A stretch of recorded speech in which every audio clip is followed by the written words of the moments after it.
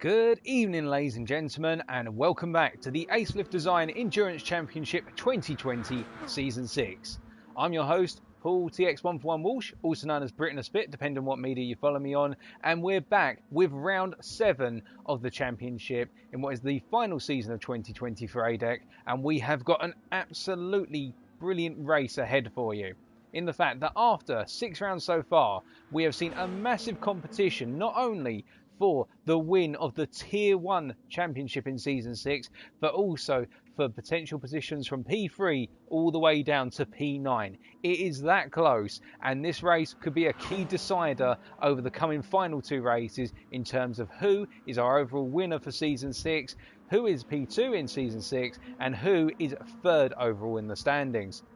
Now, last time out, the series was in Austria. We're in the Group 4 category cars, racing around the Red Bull Ring Short, and we saw that one driver in particular was able to break away from the field and establish dominance over the field over the course of the race distance, and that, of course, was Zefix's Jack from the United Kingdom.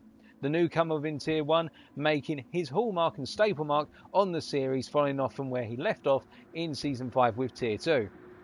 But of course, the reigning champion of Tier 1, Plux the Duck, who is definitely racing tonight and currently out on circuit getting warmed up, is still leading in the championship by 4 points over Jack, and it's going to be whether Plux can hit back today hard and pick up the win and the maximum points for 54 points, 2 for the fastest lap and 2 for pole position, in order to put himself in the best possible position going into the final round as of next week.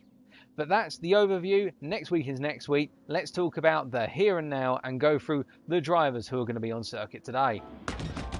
So as we head out onto the circuit then, we start off, of course, with our championship leader, who will be coming out of the pits very shortly, and that is Plux the Duck. Now, running around in the Group 2 machinery this time out, well, it's been a Group 2 race, the final Group 2 race of the 2020 calendar, Plux is bringing out the rather fancy-looking Raybrigg NSX Concept GT. These are Super GT cars, of course, as raced within the Japanese Super GT series, which concluded quite recently with Honda picking up the overall championship win in a shocking finale at Fuji. But that was in the real world.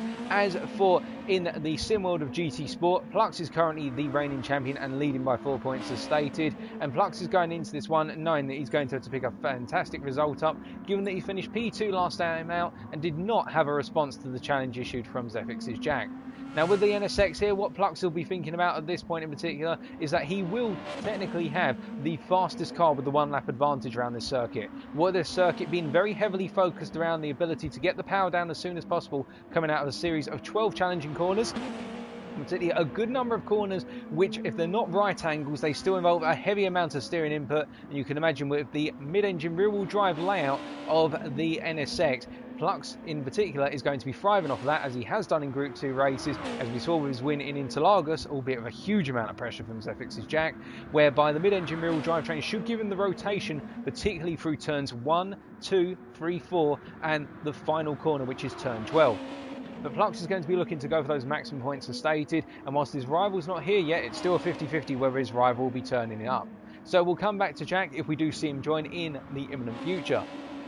But coming away from our current championship leader, let's move on to the man who's currently standing in 3rd in the championship, and that is Mr. G Rabbit, as he slides across the start-finish straight from Finland. And we're just hearing reports that Zefix Jack has turned up at the paddock. He is in the pit lane right now getting the car set up. So Zefix Motorsports Jack will be racing tonight by the looks of things, and we'll come back to him shortly. But G Rabbit, the driver from Finland, the legendary driver for a good number of exploits in his first ever season within Tier 1, bringing about the track with the Lexus 2016 AU Toms RCF car, whereby what you'll note with regards to G Rabbit is that in the previous race he didn't have too bad a result, albeit, well, I say that, he actually had quite a catastrophic result compared to what he was able to achieve back in round 5. Coming home in the end in what was P10, G Rabbit just found himself having a bad time at Austria, and he just simply had to bring the car home and try and pick up some points. And G Rabbit is currently leading in the standings in the battle for P3 with 134 points. We're currently expecting him to be coming back out on circuit any moment as we switch the camera over to his car. But he's leading by 2 points over the Frenchman in the form of Jagannat, who's currently heading around, bringing out, of course, the Turismo GTR, the 2008 Nissan GTR, which will be stronger in the straights but has less of an aerodynamics package, which may hold it back a little bit here because this track is heavily focused on aerodynamics and there's only really one straight where you can deploy the top speed. And whilst the 2008 cars will normally have a 3 to 5 miles per hour advantage down the end of that straight, hitting a top speed approximately of 175 miles an hour compared to approximately 170 miles an hour for the 2016 cars, it's not going to be that advantageous, one would reckon, over the course of the race distance. It's not going to pay back over the course of each individual lap. But focusing on Jagannath, last time out, Jagannath did not have the best of races either. In the end, coming home in P5 after what was a quite difficult one, well in the hunt for the P3, but in the end outsmarted on the strategy by two Renault Megane drivers at the Red Bull Ring short. And Jagannath here will know that he'll need to do his utmost in order to not only overhaul the 2-point deficit he has to G-Rabbit in the battle for P3 in the championship, but also get as many points as possible to start running away from the rest of the chasing pack. Now we're going to switch back, if he is out on circuit right now, to Zafix's Jack. He's currently sitting in the pit lane and will be heading out shortly, running the 2016 GTR, of course. Now Jack, as previously stated, dominated in the end round number 6 at the Red Bull Ring short and was able to break away from the field and leave everybody with a bit of shock and awe in his wake. Jack, of course, with him being 4 points down, it's going to be important for Jack to get the best possible result here, because the key thing to note is that both Jack and Plux have only raced 5 rounds so far. They have not raced 6 rounds, and in the championship it's your best 6 results out of the 8 races that will count. So you could just turn up for 6 races, but you can imagine that because both drivers have run only 5 races so far, they will both want to get the best possible result here for their 6th round. And what that will mean is when they go into the final race, it'll be about dropping points. And looking at the standings right now, it would appear that Plux the Duck does have less points he's able to drop technically compared to Jack. What with Jack being only 4 points behind, but you have to keep in mind in round 2, Jack only picked up 20 points, whereas Plux's average on the whole has been in a position whereby he's been hitting points, and Plux's minimum at the moment is 32, so you can imagine that drop, if either driver gets the maximum possible points in the final round, the drop is going to be disadvantageous to Plux by comparison with Jack. Jack has more to gain, particularly if he picks up the win today, and he'll pile a huge amount of pressure on Plux as a result going into that final round. But Jack here is expected to be very strong, and so is Plux. Indeed, a lot of our drivers here have been showing huge amounts of premise within the practice sessions so far. And the question will be, if it's not going to be down to just Jack and Plux becoming our our contenders and our battlers throughout the race, then about that battle for P3, we're going to switch over to Mr. Sean, who's currently 5th in the standings as we try to find him out on circuit. Mr. Sean currently, just coming out of the pits, running around in the 2016 Lexus RCF.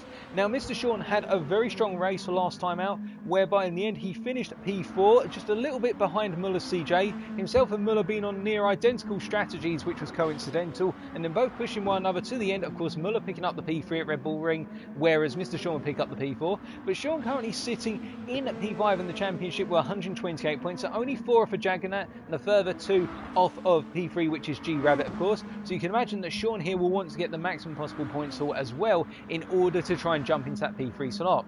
And then again, if we go one more step down in terms of the championship, joint 6th at the moment in the championship standings, we have got the combination of Sir Bottlejob, the GR2 favourite, of course, the Group 2 favourite, with him putting in some absolutely cracking runs of form within Tier 2, and also his resurgence at Interlagos, picking up a P3 in the Nissan GTR 2016 machinery, which he's bringing out today, of course.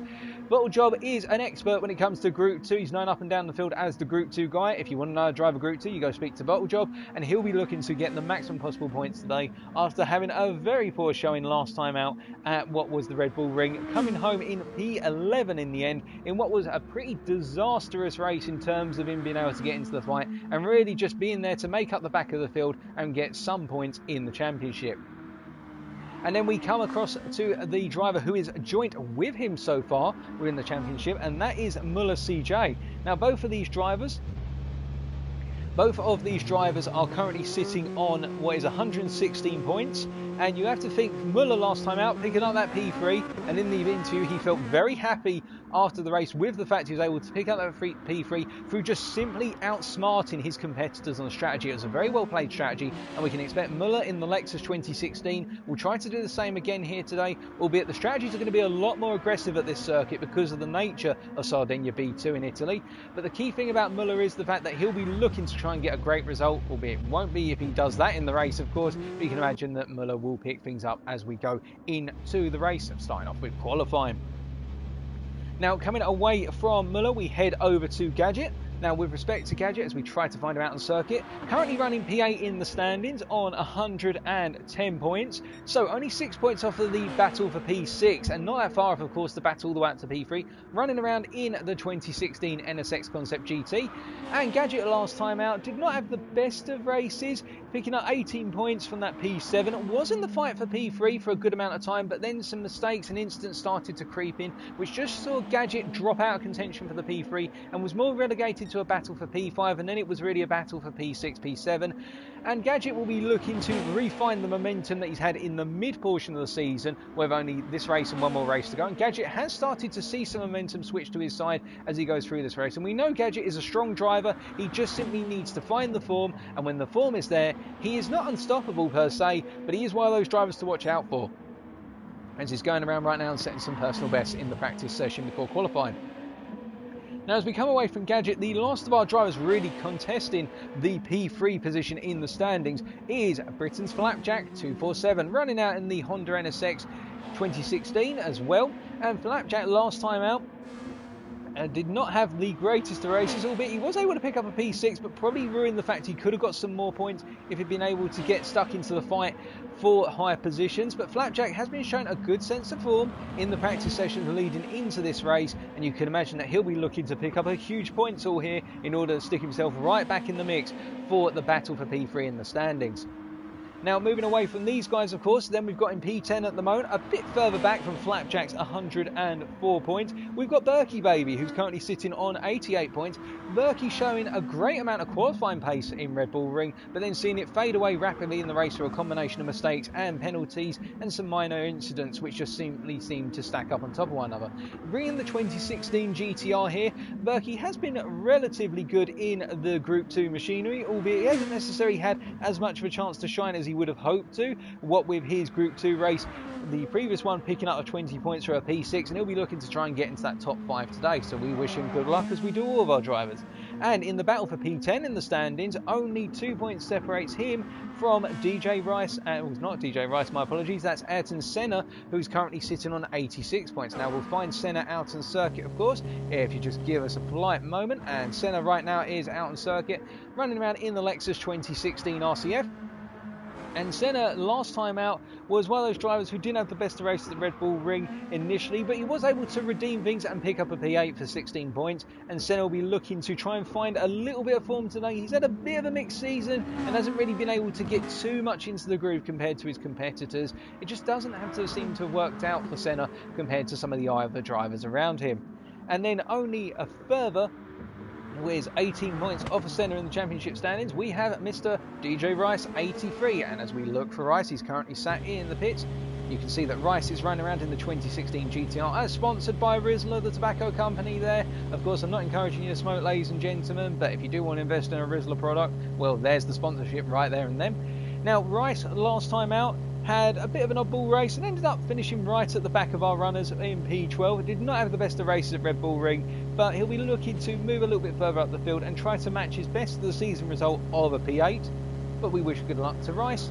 And then the last of our apparent runners on track at this point in time is Awesome Alex, who's currently creeping across the start-finish line after having a bit of an incident by looks of things in the 2016 NSX machinery. Awesome Alex sitting on 66 points at the moment, 2 off of Rice, and in the battle for the relegation spots right now, obviously practicing his starts here and then, getting used to getting ready to start on the grid start, because we do have standing starts with a full start check, and you can imagine that Alex will be looking to try and get as many points as possible to get himself out of the relegation zone, because it is the 2 lowest drivers at the end of the season who get demoted down to Tier 2. So those are all of our drivers, ladies and gentlemen. We've gone through the exact field, and the key thing to keep in mind here is that at this track, we'll actually talk a bit about the track when we come into qualifying, and we just need to let our race steward know that we can see everybody in the lobby. So we're just going to take one moment to confirm that. We can see a total of 13 drivers.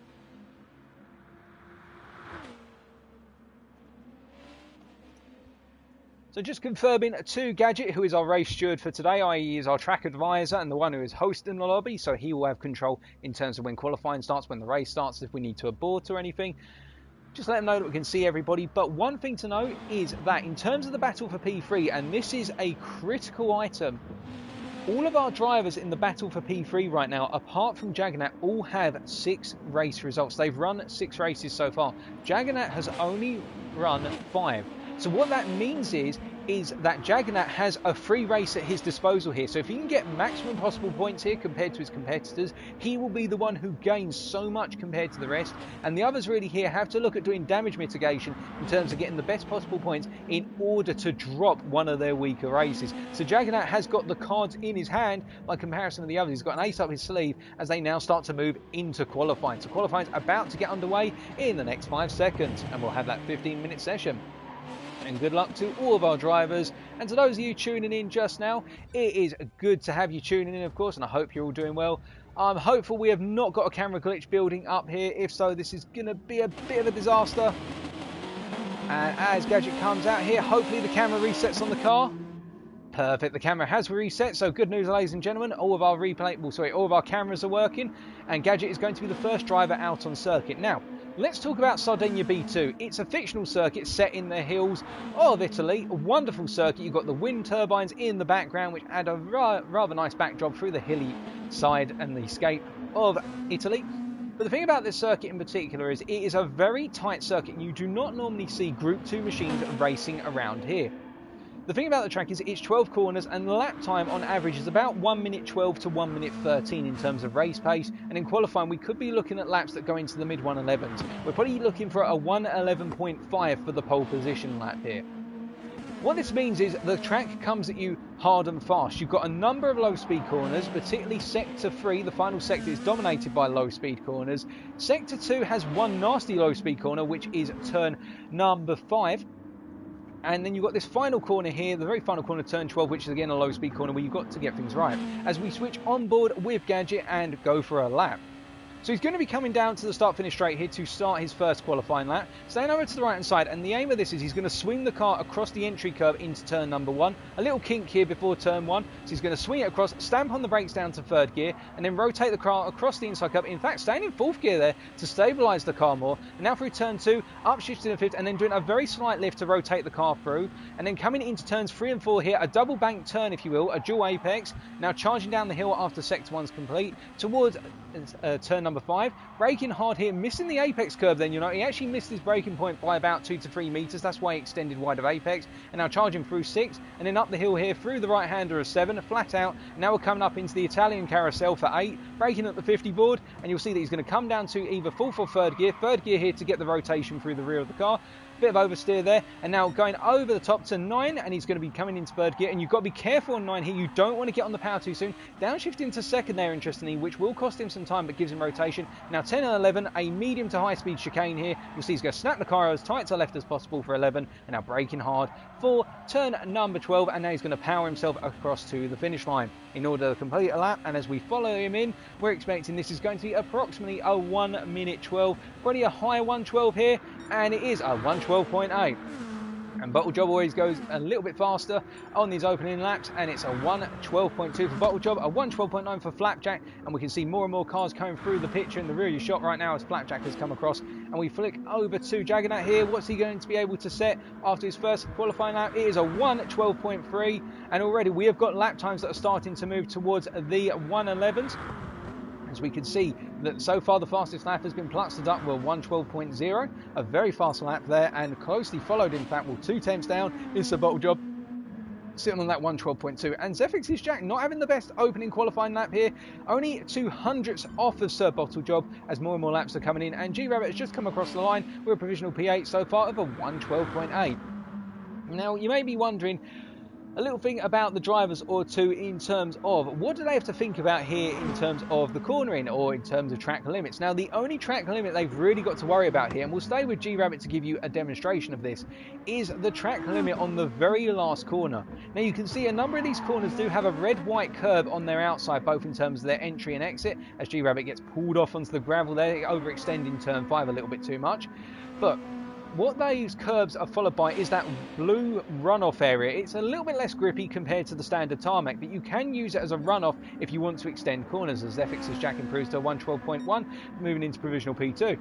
But it's the final corner in particular whereby you have this large runoff area of a blue strip beyond the red and white curb. But you can see the white lines going around the edge of the circuit denoting the track limits. On that final corner, if our drivers place all 4 wheels beyond the white line, so they're not allowed to put all 4 wheels beyond that white line or all 4 wheels onto the combination of the runoff area and the curb, what you can imagine is our drivers will be subject to a 2 to 3 second penalty, which they'll have to burn off in the race. As G-Rabbit comes through to complete another lap, a 113.1, not improving this time on the super soft tyres. As you can see, they're starting to get a little bit of wear, particularly on the front left. There's a small bit of graining building up, as this track is, of course, clockwise, which means there's more right-handers than there are left-handers, and that means the left-hand side of the car is going to experience more G-force being put through it, and so the tyres will experience more wear by comparison with some of the others. But let's hop away from G-Rabbit as Jack is in the pits, and we'll follow Muller CJ for a little bit.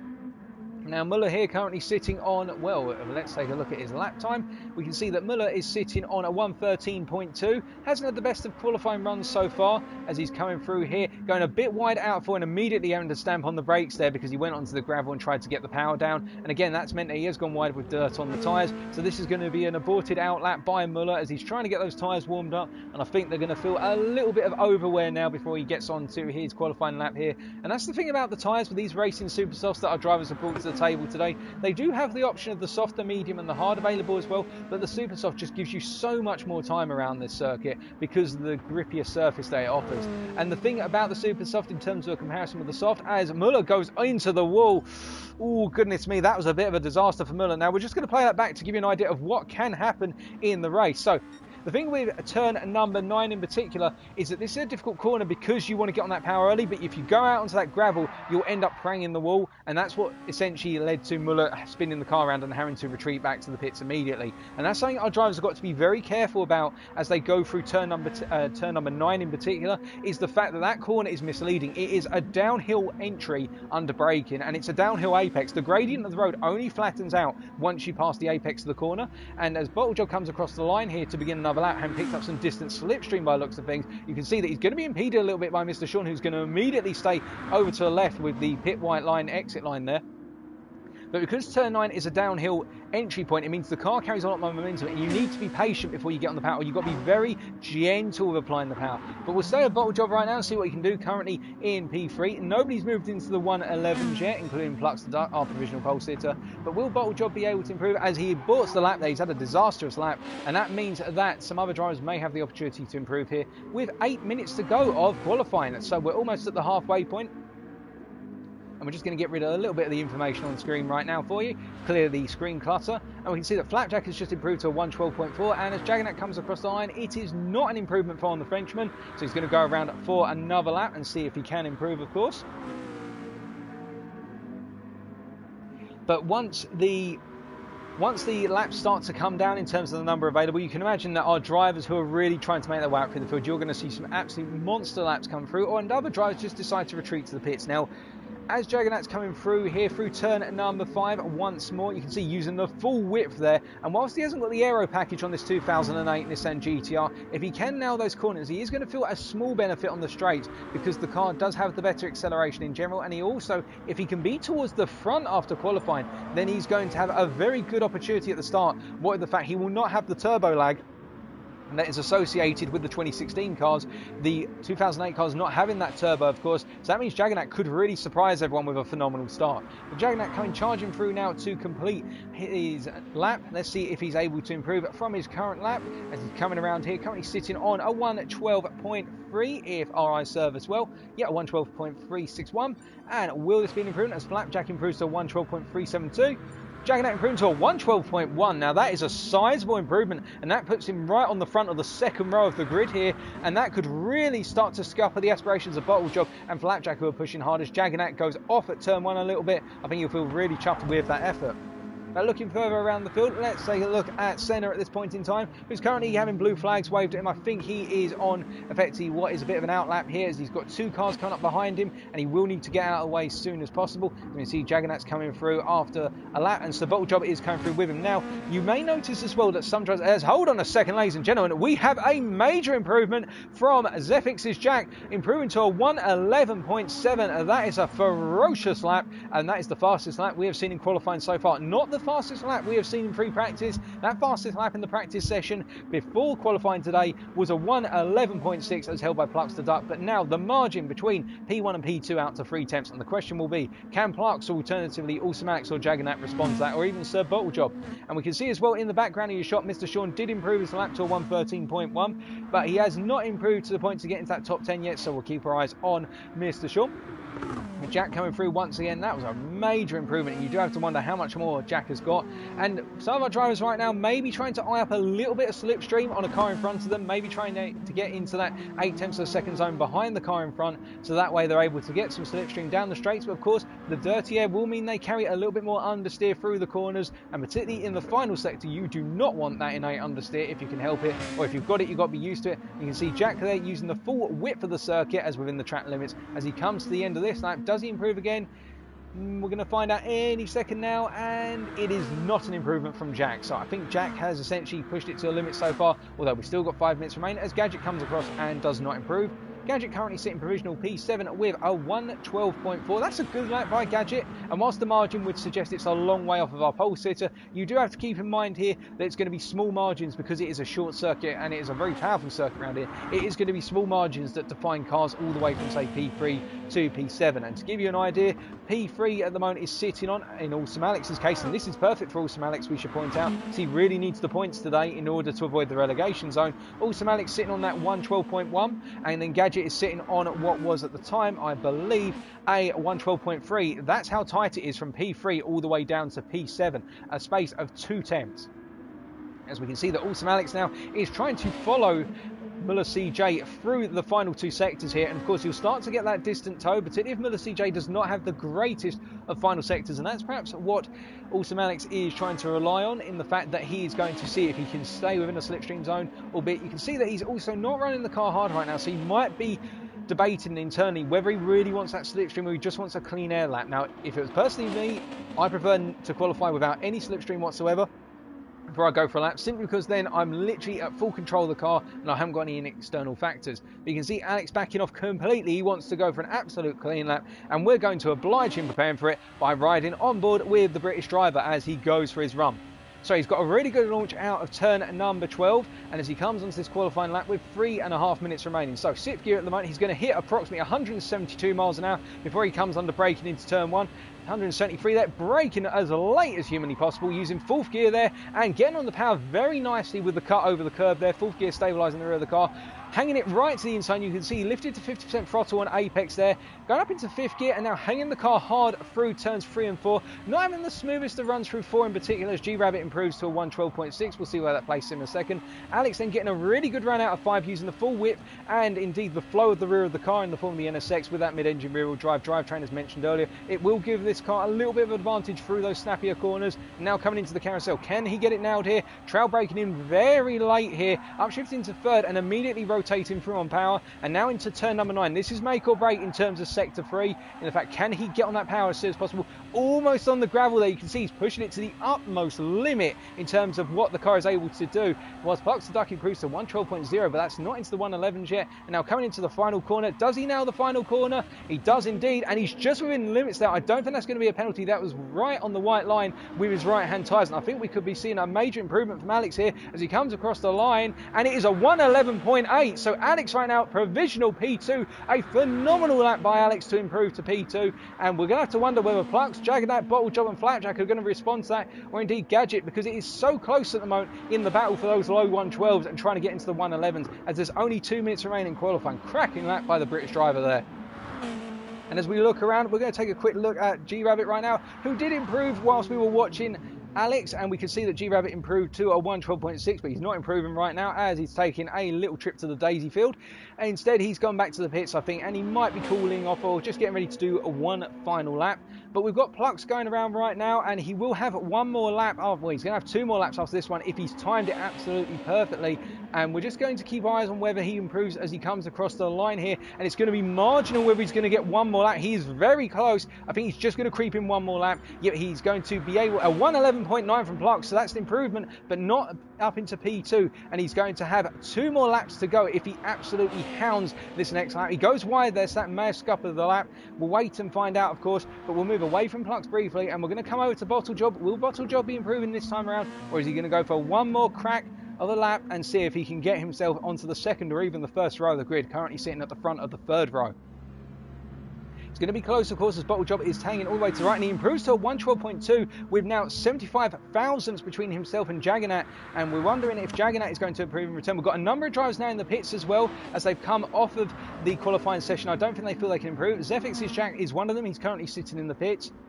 And Jaggernaut, I think, here is going to get one more lap in, and I think he's going to try and hang in the rear slipstream of Gadget as Berkey Baby improves to 112.3, which moves him up to P7. And Jaggernaut, you can see he's staying in the slip, distance slip of Gadget right now, and I think he is hoping that he's able to close up on Gadget on this final qualifying lap and try to get one massive lap here at the end, as we've got yellow flags going through turn number 2. A driver has had an off, but as drivers are now starting to come across the line then to complete their qualifying sessions, we're just going to take a look through, and we can see that the first of our drivers to come across the line to complete their qualifying session currently on a hot lap would be Muller CJ, currently P10. Will Muller be able to improve as he comes across the line here? And the question will be answered as a no. Muller does not improve, so that is his qualifying session over, I believe. Unless he's going to have one more lap. We just had another driver come across the start-finish line as well, as Alex has had a disaster at turn 12, so Alex's qualifying aspirations are over. Plux getting it very wrong as well. They're coming out of turn number 5. I think Plux has come off a lap, as has Jaggernaut, and we can see more drivers. Bottle Job comes through and does not improve, and Rice also came through that. I think Rice was hoping to improve, but did not improve in the end, or was he in the pits? We're not 100% sure. Flapjack currently on a bit of a burning lap as well in terms of trying to get an improvement, and we can see that Jaggernaut is on the charge as well. Now, both of these drivers will be coming across the line shortly. We're going to stay with Flapjack because we'll have both drivers in the camera shot by following it with the rear driver of this pair. And you can see how he's getting a much smoother line due to the aerodynamics in the mid-engine rear-wheel drive of his Honda compared to the front-engine rear-wheel drive of the GTR from 2008, which lacks the aerodynamics as well. And Flapjack's going to be the one to gain here as they come across to complete the lap. And does he improve? No, he does not improve. I believe then we're just going to have a couple of drivers come out onto track, but those are your final standings, ladies and gentlemen. Zefix's Jack takes pole with a 111.7, 1/10 ahead of Awesome Alex, who's going to be alongside him with a 111.8. And Plux the Duck, the surprise here, qualifying with what was in the end a 111.9, so crept into the 111s, but wasn't where he perhaps wanted to be. So it's time then, ladies and gentlemen, for the race.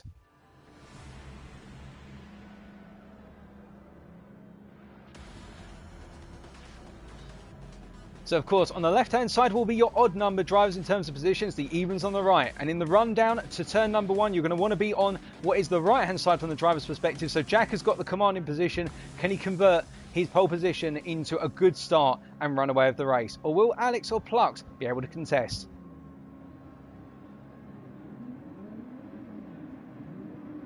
And with 5 red lights, it is lights out and away they go, and Jack immediately having a poor start, but the driver who's had a phenomenal start, as would be expected by that aspiration, is Jaggernaut with the 2008 Nissan charging away and immediately up into the lead. We've got 4 wide and now 3 wide behind them coming into turn number 1, but all of our drivers seeming to make it through relatively safely and all settling into an order. But there has been some huge gains already, as we can see Berkey Baby is battling into turn 2 with G Rabbit, and Awesome Alex is trying to hound Jaggernaut for the lead as Gadget goes a little bit through the natural racing line there, and G Rabbit tries to get alongside as they come through 4 and down into 5 now, and Berkey all over the back of G Rabbit. But up front we can see that Jaggernaut, as they all form into a line, although Senna's gone wide out of turn 5 and has had to lift off a little bit, we saw in the rear of the camera shot, we can see that Alex is applying a huge amount of pressure to Jaggernaut right now as they're coming up into turn number 8 for the first time of asking, and Alex is trying to essentially force Jaggernaut to make an error early on.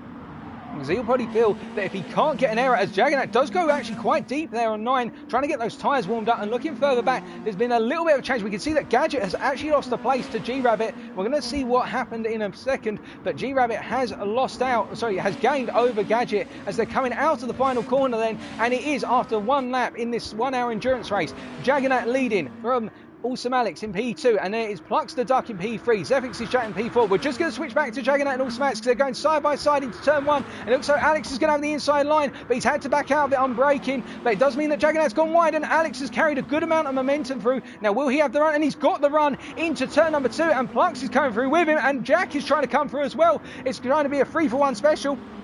And it's worked out. Jaggernaut is having to resettle the car, and now Bottle Job is jumping onto the back of this train, currently running in P5.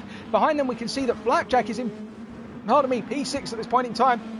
Getting it all sorts of wrong out of turn 5 there, and I think G-Rabbit's going to want a punt at the rear of Flapjack's car at this point, as he's got the momentum, he's got the overspeed going up the hill into 7. Now as they come up into the carousel at 8, will Flapjack go to the inside with a quick lunge? I think he is, but will G-Rabbit be able to hold it around the outside? Because that Lexus has a very stable rear end, and it does have a good amount of natural grip to it if you're able to get it right. And it looks as though G-Rabbit has gotten the move done round the outside there for P6. Well done to G-Rabbit. Meanwhile, further down we can see Berkey Baby is applying some pressure to the rear of Gadget right now, and I'm hearing, ladies and gentlemen, that further up Alex is starting to pull a little bit away from the chasing pack of Plux the Duck, Jack, Jaggernaut and Bottle Job, but we'll keep an eye on them as they move around. But right now Berkey Baby on a charge for that P8, and we're actually going to switch to the onboard of Berkey Baby, as we can see that Muller, CJ, Rice and Sean and Senna are not really changing positions right now, bringing the field up from behind. But as we switch to the onboard then, riding within the cockpit of Berkey Baby right now, you can see he's having to work very hard here to chase after, and up front of him we have got Flapjack, who's had a bit of an incident. He's dropped down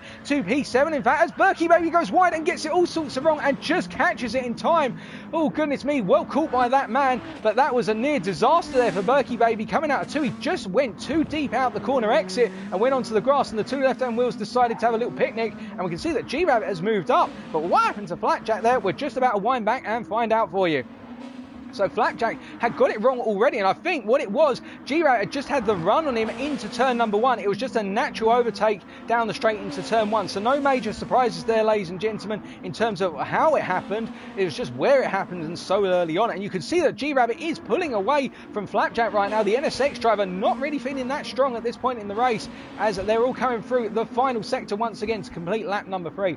Now up front, meanwhile, we can see that Alex is still holding on to 6/10 ahead of Plux the Duck as they all come charging down towards turn number 1 for the full time of asking, and Plux is not gaining enough right now to go for a move or try to put the intimidation on Awesome Alex, and he's got to be wary of the fact that he's got Jet behind him. But look who's putting the pressure on. You can see that the 2016 GTR of Bottle Job has a lot more natural grip, and Bottle Job can throw the car through turn number 1 and 2, whereas Jaggernaut right now really is becoming the cork in the bottle and holding Bottle Job up and chasing after the podium slots. It looks as though Jaggernaut just does not have the momentum on his side right now compared to Bottle Job, and Bottle Job's going to have to try and find a way past, and we'll keep eyes on that delta in terms of if there is a move being affected. As meanwhile, rear of your screen, we can see Berkey Baby running P9, still no move on Gadget. We're expecting one in the near future potentially, whereas we have got DJ Rice 83 chasing after Muller right now, getting quite close, and Mr. Sean and Ayrton Senna battling for P12 a little bit back, 1.6 seconds back. But meanwhile, and looking back up front, we can see that Bottle Job has fallen off, but look how close Plux is now to the rear of Alex's car, and I get the feeling a move could be on any second at this point, because Plux is getting closer and closer, and if he's going to do it now, it's got to be in the run down to turn 1 surely, because he's been closer than he ever has been before. And you'll see that in the slipstream, what with those super soft tyres already being a bit worn and some fuel coming out the car, he's going to hit approximately 174 by the end of the straight. And he's going to look to the inside here for the little kink, but to the outside, and he's backed out of it. He's thought already of it. And hold on, we see that there is a 3-second penalty for Jaggernaut for running wide of track limits. And I think there was contact between Jaggernaut and Bottle Job there, because there was a massive incident and Bottle Job went off, and Jaggernaut is immediately returned with a significant amount of damage. We're going to wind back and see what happens shortly, ladies and gentlemen, but what we can see right now is that somebody has dropped well away from the field as G-Rabbit is battling, and I think that Jaggernaut here with the damage is just falling backwards and backwards, and Gadget goes around the outside of the Frenchman through 5, and Jaggernaut is just having to take emergency manoeuvres to get out of the way. I think he knows he can't really fight these drivers, and they're all charging out, and we can see that Flapjack has actually dropped quite a way off. What happened to Flapjack, we will find out very shortly for you, but the key thing is that we can see that Juggernaut right now struggling. He's going to have to get this car home to the pits because it has got severe damage, and it means he's dropping all of these places. Everybody's getting past. He's now dropped to P9, and Muller CJ meanwhile is the next one on the list to pick up the place, and he'll have to try and get past Juggernaut as soon as possible out of 12, because otherwise the Frenchman is going to be holding up and costing him the ability to run after the drivers ahead of him. And we can see, hold on a second, we can see that Awesome Alex has actually dropped back significantly. Now, was there a mistake from Awesome Alex? And we're going to find out what happened to Juggernaut first, as we see that he is in the pits right now, and we're going to flick back and take a look on the replay camera for you. And it looks so he definitely did run wide out of turn 12, and that's why he's got the 2.5 second penalty. Now into turn number 1, he just seemed to experience a huge amount of snap oversteer. Unfortunately, his car ghosted, and Bottlejob thought that he was going to be in the contact and tried to take some emergency action. And meanwhile, Alex has been passed for P2 by Jack right now, and indeed Plux has got passed as well. And I think given the gap between Alex and the other two drivers, there was probably a mistake by Awesome Alex there, because he's so far back right now that wouldn't indicate that it was just simple overtakes. It would indicate a mistake, but that means that Awesome Alex has dropped down the field, and now in return it's up to Plux and Jack to pull away from Alex as they charge off in the contention and the battle for the race win. But further back, Bottlejob 4 seconds behind. Now that he has cleared Juggernaut, he'll be happy about that, but what he will not be happy about, of course, is the fact that it's taken him so long and that he's coming to the end of his first stint. Now, it's a good point here that we start to hold on a second. We're not going to talk about that because we're going to see that G-Rabbit is being attacked by Flapjack, and he's having a bit of difficulty right now. And in terms of how the cars weigh up, we know that the Lexus is quite harsh on its tyres. If the driver does not trail brake or moves the brake bias towards the front, it can really hit the rears, and immediately G-Rabbit is into the pits after 6 laps. And that is quite an early stop for the Finnish driver there. By comparison with what we've seen from other drivers, we're expecting a good number of our drivers to go for the 7-lap stints all the way through to the 9-lap stints, depending on their car and how they feel comfortable on it. But really, the pit stop here is 8 seconds for a pit stop if you include the tyre change, and if you add fuel into mix, well, you're looking upwards of, say, 12 to 15 seconds for a pit stop there. But what we are seeing is that some of our Lexus drivers are experiencing some difficulty. Speaking of difficulty, Berkey Baby goes wide out of 5 there. Some of the tyre wear now kicking in on Berkey's car, and again, it's those left-hand tyres which are just starting to fall off a bit. But of course, the thing is as well, if the drivers can manage their tyres here, they can go very deep. And the drivers who will be in the worst possible situation in terms of managing the tyres to the best of their ability will be the NSX drivers, because they know as soon as those rears are gone, the rear end is going to become very unstable. Whereas with the Lexus, of course, you lose the stability when the tyres have gone, but you know it's coming in the Lexus. Whereas the NSX, it literally feels like a cliff and they're gone. And the GTR's probably got the best balance in terms of that tyre wear. Now, meanwhile, on the straight, we can see that Plux has pulled a 7/10 per second lead over Jack, and meanwhile into the pits comes Sir Bottlejob running P4, and this is going to be his first stop, and I think he might have gone a little bit early here just to try and undercut some of the other drivers around him. Now, where will this bring him out? Of course, it'll bring him out in approximately, oh no, that is not good for Bottlejob. He has come out into an absolute plethora of traffic, as we can see that Muller CJ has run wide and picked up a significant penalty out the final corner, and he's going to need to burn that.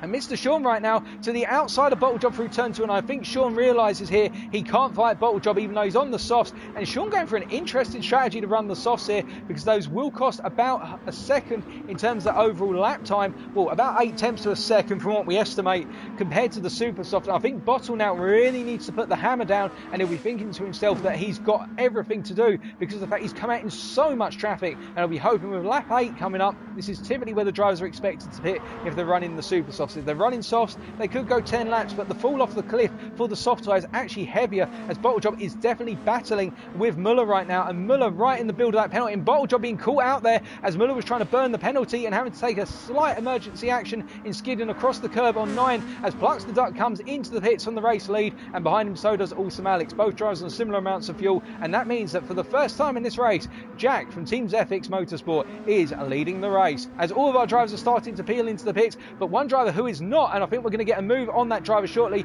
will be Muller CJ, as we can see that Bottlejob is now going to the left hand side. All of our drivers have to be wary, of course, of the pit exit line, and Bottlejob has gone for it here. Muller has overextended into the corner there. I think he's been caught out by how much speed he was carrying and how close he was to the back of Muller's car, and that's a disaster. Hold on a second, it's all kicking off behind. What on earth happened there as Berkey Baby has had an absolute incident? We're just going to wind back, ladies and gentlemen, and find out what happened there, because that was a disaster. Now, they were in a freeway train train. It turned into, I think, a bit of a four-way fight into turn number 1. And you can see Flapjack was on the left. Berkey carried a huge amount of momentum, and as he was coming through the corner here, he tried to carry his back. And Muller, where he'd gone off and rejoined, and then Senna and Berkey both got caught up in that incident. So it seems as though they were both caught out by Muller's unsafe rejoin in their eyes, and I think that's one that's going to be going to the stewards after this race, because they'll be a bit angry as Berkey has dropped all the way down to P11 right now, but he has all that damage, and the fact he was on a fresh set of tyres as well, he's going to pit soon, because that damage has cost him a huge amount of time, and it's the same with Muller as well. Now coming into the pits right now is Zephyx's Jack. We're just going to take a quick look at Muller's car here. As you can see that his lap times are not going too well at the moment, and he has picked up huge damage to the car from the incident. But up front we can see that Plux has returned to the lead, so using that undercut there, and actually it has worked out well for Plux. Look at the gap he's opened up on Jack. He's gained approximately half a second through making the earlier stop, but of course it may be Jack's aspiration to do longer stints, say 9 lap stints, compared to Plux, who seems to be doing approximately 8 lap stints. And what that will mean is, of course, Jack may have to do one less pit stop, or he can be more aggressive with his pit stop strategy towards the end of the race, whereas Plux will now have that time disadvantage because he knows he has to theoretically stop earlier in his mind, and he'll be trying to work out mentally how to work around that.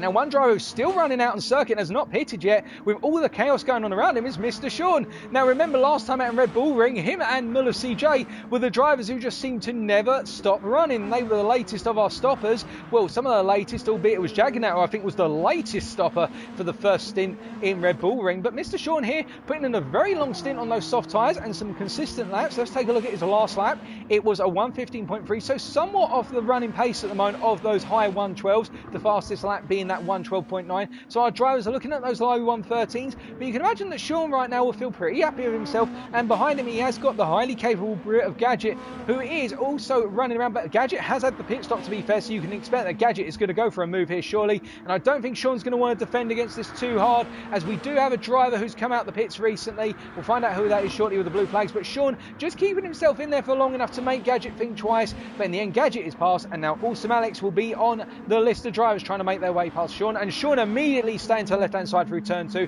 This is smart driving from Sean, because he knows he's in a different race, his strategy is different, and he shouldn't cost himself time by battling here, because he'll regain that time towards the end of the race if his strategy works out, of course. Now, one of the drivers who's on a recovery drive right now is Jaggernaut, of course, having had that brilliant start down in P7 right now. The Frenchman is all go, go, go, held bells here, and he'll be the next one to go after Mr. Sean, with the gap between the two drivers right now being in the approximate region of 9.5 tenths. And behind him he's got G-Rabbit chasing after him, the Finnish driver, fast and furious, a second down the road. Now, as we look around towards the rear of our pack, of course, because we do have a grand total of 13 drivers running around on circuit right now, we can see that Flapjack in a bit of a no man's land in terms of P10, 7 seconds down on Rice in P9, and 1.6 seconds ahead of Berkey Babe in P11, who of course had to make that emergency pit stop due to the damage he received. These drivers all right now having a very quiet race, and Muller right at the back, the one who received the greatest damage for the incident in turn 1, and of course that set off the chain reaction of events by the looks of things. So Muller right now having to do the mega of all recovery drives, but up front we can see that Plux is starting to be reeled in a little bit by Jack here. That gap has come down by the region of 4 tenths over the last couple of laps, but I think it might be that Plux is also just simply turning the wick down a little bit here and thinking to himself, if he can manage his pace versus Jack, then Jack will have to work harder to close the gap up. And this is a good opportunity for Plux. And this is the thing, when you're in these scenarios where you're the lead driver in a battle and you've got a little bit of a gap to play with, you don't want to necessarily push 100%, because otherwise if you're pushing 100%, then you're wearing yourself out. As we look further down the field, and we can see that Sean is now on the hit list for G-Rabbit here. Jaggernaut, of course, got past him earlier, and G-Rabbit goes to the inside, and Sean obliges. And again, you can see here that the British driver running in the Lexus is being very smart with his positioning, just simply letting people through, because he knows at the end of the day, by going deep here, he can give himself a strategic advantage later on in the race, so long as he doesn't lose too much time in letting people through and doesn't battle. And I reckon, given the fact that the left-hand tyres of Sean's car right now well balanced, so you can imagine that Sean is running probably 2 to the front in terms of his brake balance here, because of how well balanced the tyre wear is across the fronts and the rears. He'll be coming in any second, and right on call, here he comes, and that is going to put Sean quite the way down the order. But of course, Sean in return will have the knowledge that he doesn't have to do as many stops compared to the other drivers, and he's keeping himself out of the madness and the action as he rejoins the field in what is going to be approximately P number 11. Now Jaganat's coming through here in P5, currently coming through turn number 4 and trying to hunt down all Alex. The gap between these two drivers being 3 seconds. Not much happening right now in terms of the battle for P4 or P3. Everybody's open as Jaganat gets a little skew iffy with the rear end coming out of turn number 5. It's quite easy to do, particularly once the fuel starts to drain out the car. You've got less weight in the rear of the car and you normally use that fuel. I'll tell you from experience, you'll use that fuel to stabilise the car and be more aggressive on the power coming out of turn 5 here, because it is a downhill apex and it is one of those corners that essentially throws you out onto the circuit once you leave the apex of the corner. And you can see that Sean has come out in P10, and in return what it means is he's now chasing after Berkey Baby. Now the question of course will be, has Sean decided to go for another set of softs? He has indeed, and as we ride on board with Sean here, you can see that he is essentially trying to hunt Berkey Baby down and get past the GTR driver, who is in a different race and in one of those unfortunate races where he's got a lot of recovery work to do because of the damage he picked up earlier on. But in return he will want to try and hold Sean up, because he'll probably feel that he's in contention for battling with Sean, and Sean had quite a poor exit there out of turn 12, it should be noted, and Berkey Baby pulling away massively as a result as G-Rabbit comes into the pits then, going on to a set of super softs here. Now let's take a look at where that puts him. That's going to bring him out right off of people in terms of battling for P9 and 10. So he's just come out ahead of that battle. That'd be good for him. And I think we've got one driver right now who is parked at the end of the start-finish straight, and we're just going to check what's happened here. It's Muller CJ, and I think he's just trying to stay out the way. He feels at this point in time that it's one of those races where he is out of contention for picking up positions through battling, and he's just going to come home and finish the race, because he's let a lot of people through by staying on the inside of the circuit there. Well, of course, we'll wait and find out. But up front right now, we can see that Jack is still getting closer and closer to the rear of the NSX in front of him, and he's now in that slipstream zone. So you will see that time start to come down, or the question may be, as we jump to the onboard telemetry, will Jack be doing a bit of fuel saving, knowing he has got the slipstream zone of Plux in his favour now, and just simply eking out a little bit of extra mileage with the fuel tank, so that way it's to spend less time in the pits when it matters, and everybody starts to go for those all-important fuel stops.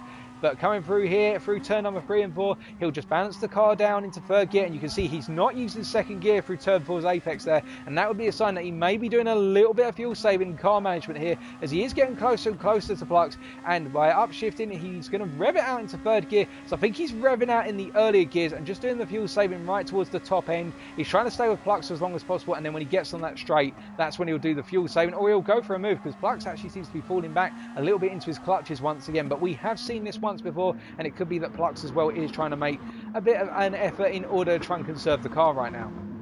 We can see that Sean is still behind Berkey Baby, and Berkey Baby in return chasing after G-Rabbit. With G-Rabbit now being on those fresh super softs, I would expect that the Finnish driver is going to pull away from the two Brits here and simply try to run away with this at this point in the race distance.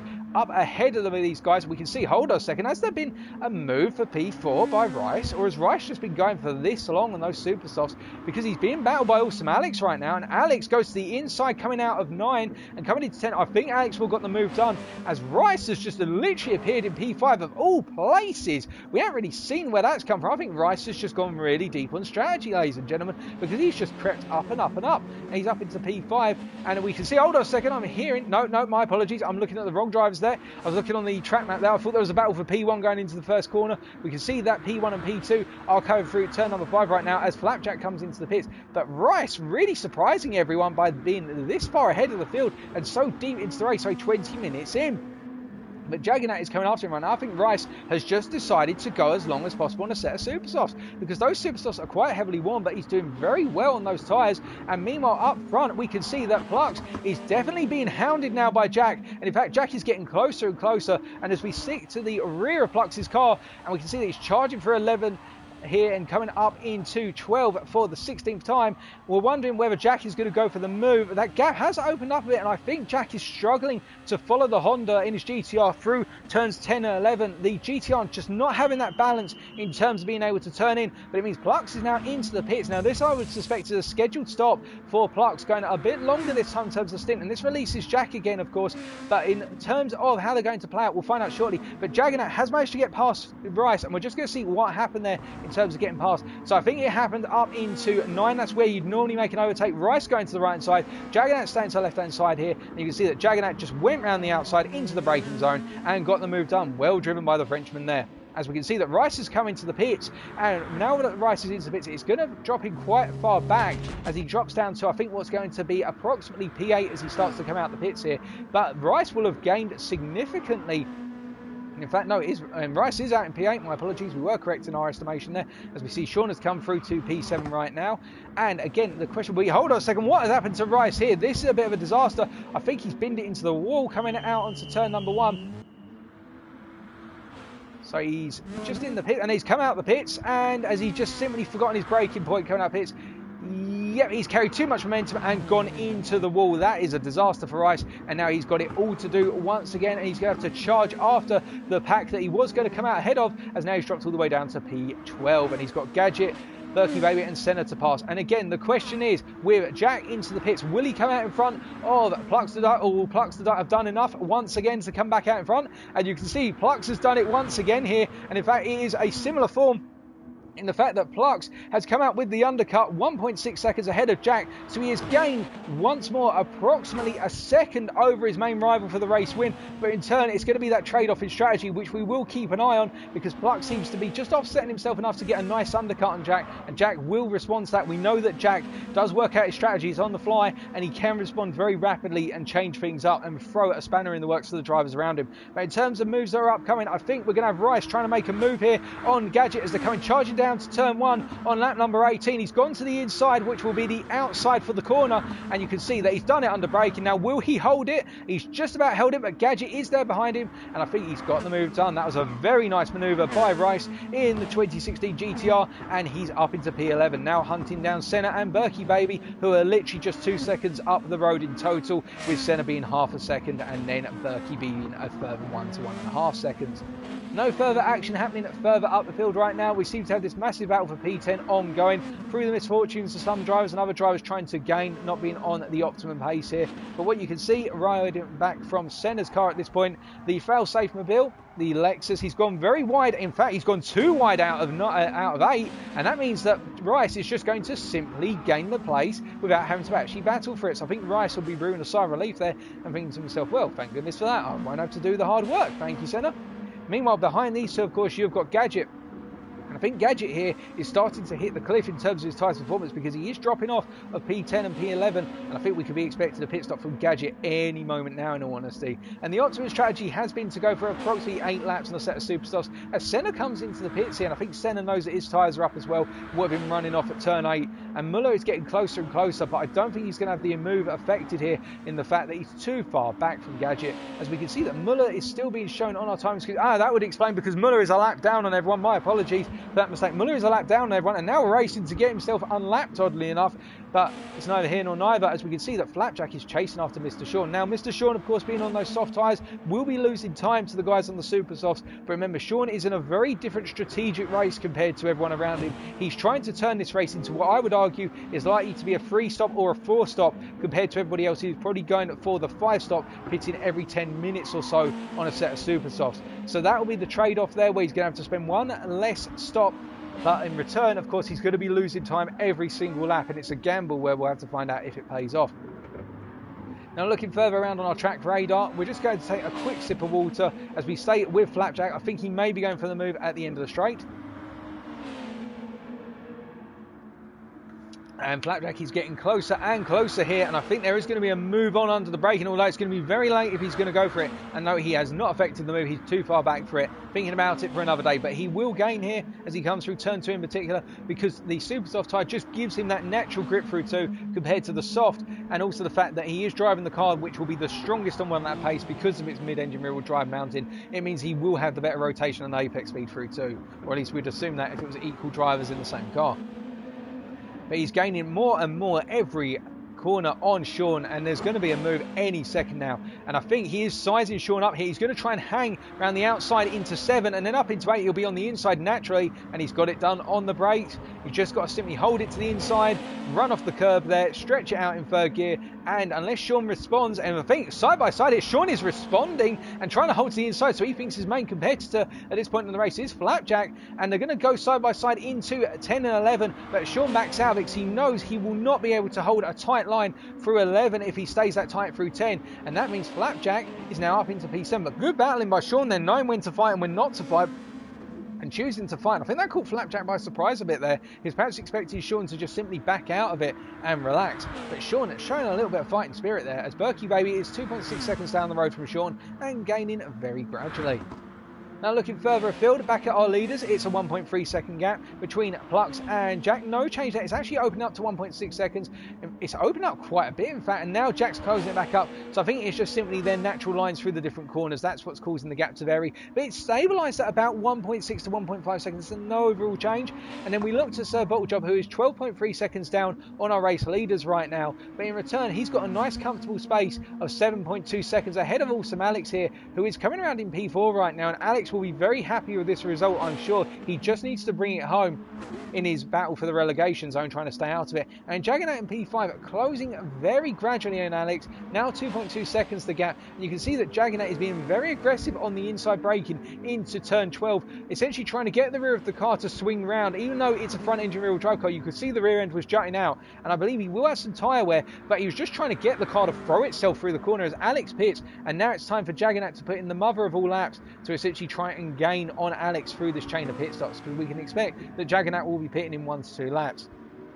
Now looking further afield, I think we have got a bit of a battle for P11 brewing here, and it's Senna versus Gadget, and you can see that Gadget is getting closer and closer, and Senna going very wide out of 12, just getting it wrong on braking there and going deep out the corner, and he's got a bit of tyre wear there, but Gadget I think is going to be going for the move on Senna as they charge down towards turn number 1 on lap 22. Gadget looking to the outside effectively of turn 1, and he will want to get it done on the brakes and hope that Senna backs out of it, and Senna does back out of it. He knows that the move's going to be made, and it'll be carnage if they both try and stay side by side through 1, and Gadget moving up into P11.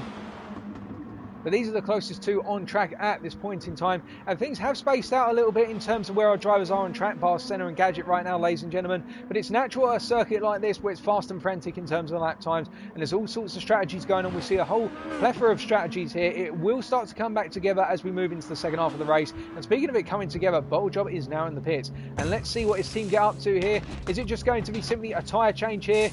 And it is indeed a tyre change. Now this will put him just out ahead of Jaggernaut, we believe. He'll just be ahead of the Frenchman, and this is critical for Bottlejob, because what it means is that Jaggernaut completes another lap is that effectively he will now have the free run, and Jaggernaut will of course want to try and get ahead of Bottlejob or stay as close to Bottlejob for at least one more lap so you can get the distant tow off of Bottlejob's car. But you're going to see that gap, I suspect, open up very quickly beyond 8 tenths within the first half of a lap. It's 7 tenths at the moment, and Bottlejob just needs to now turn number 5 here and get a good run. And there it goes, ladies and gentlemen. The gap has opened up to in excess of 8 tenths, and Jaggernaut is now out of the slipstream zone, and Reliant Bottle making a mistake in order to fall back into the clutches. And we can see that Mr. Sean here, currently in P7, Berkey Baby is getting closer and closer as we switch to Berkey Baby's car here, and we look forward on his car. And you can see as we switch to the telemetry board that he's starting to come to end of his set of super softs here, but Sean of course going on those soft tyres, and we can suspect, if our expectation is that Sean is doing a stop every 15 minutes on a set of softs, that both of these drivers are probably going to pit within the next lap or two. And you can see that Berkey is getting closer and closer, and look how deep he is in terms of entry into the corner before he breaks through turn 9. And I think there's going to be a move on into the final corner. If he's able to nail his rotation through 11, he might try and go for the lunge into 12. Alternatively, just size up Sean under braking out of 12 and in the run to turn 1. Sean going very wide there, and I think there's going to be the move as they go side by side coming down the straight. Then will Sean pit, as Jaggernaut is going to be coming out of the pits very shortly, and we'll see where he's positioned. And we can see that Berkey has already got ahead, and I don't think Sean's going to make a comeback. Although never say never, as Berkey comes into the corner then, gets the braking point absolutely nailed, and Sean goes a little bit deep, but he's staying well in that slipstream zone, and Sean here is the one to watch out for in terms of the battle for the midfield. Now, we did see a pit stop from Jaggernaut whilst all that was going on, and what I can report to you is that Jaggernaut has come out behind Awesome Alex once again, and he is ahead of Flapjack at this point. So these two right now on those very different strategies, and we've got a whole mix, and in fact both of our race leaders now into the pits, and we can see Plux has used 2% or 2 litres more fuel than Zefix's Jack, and Plux not taking the fuel on here. Now, is Jack taking on fuel?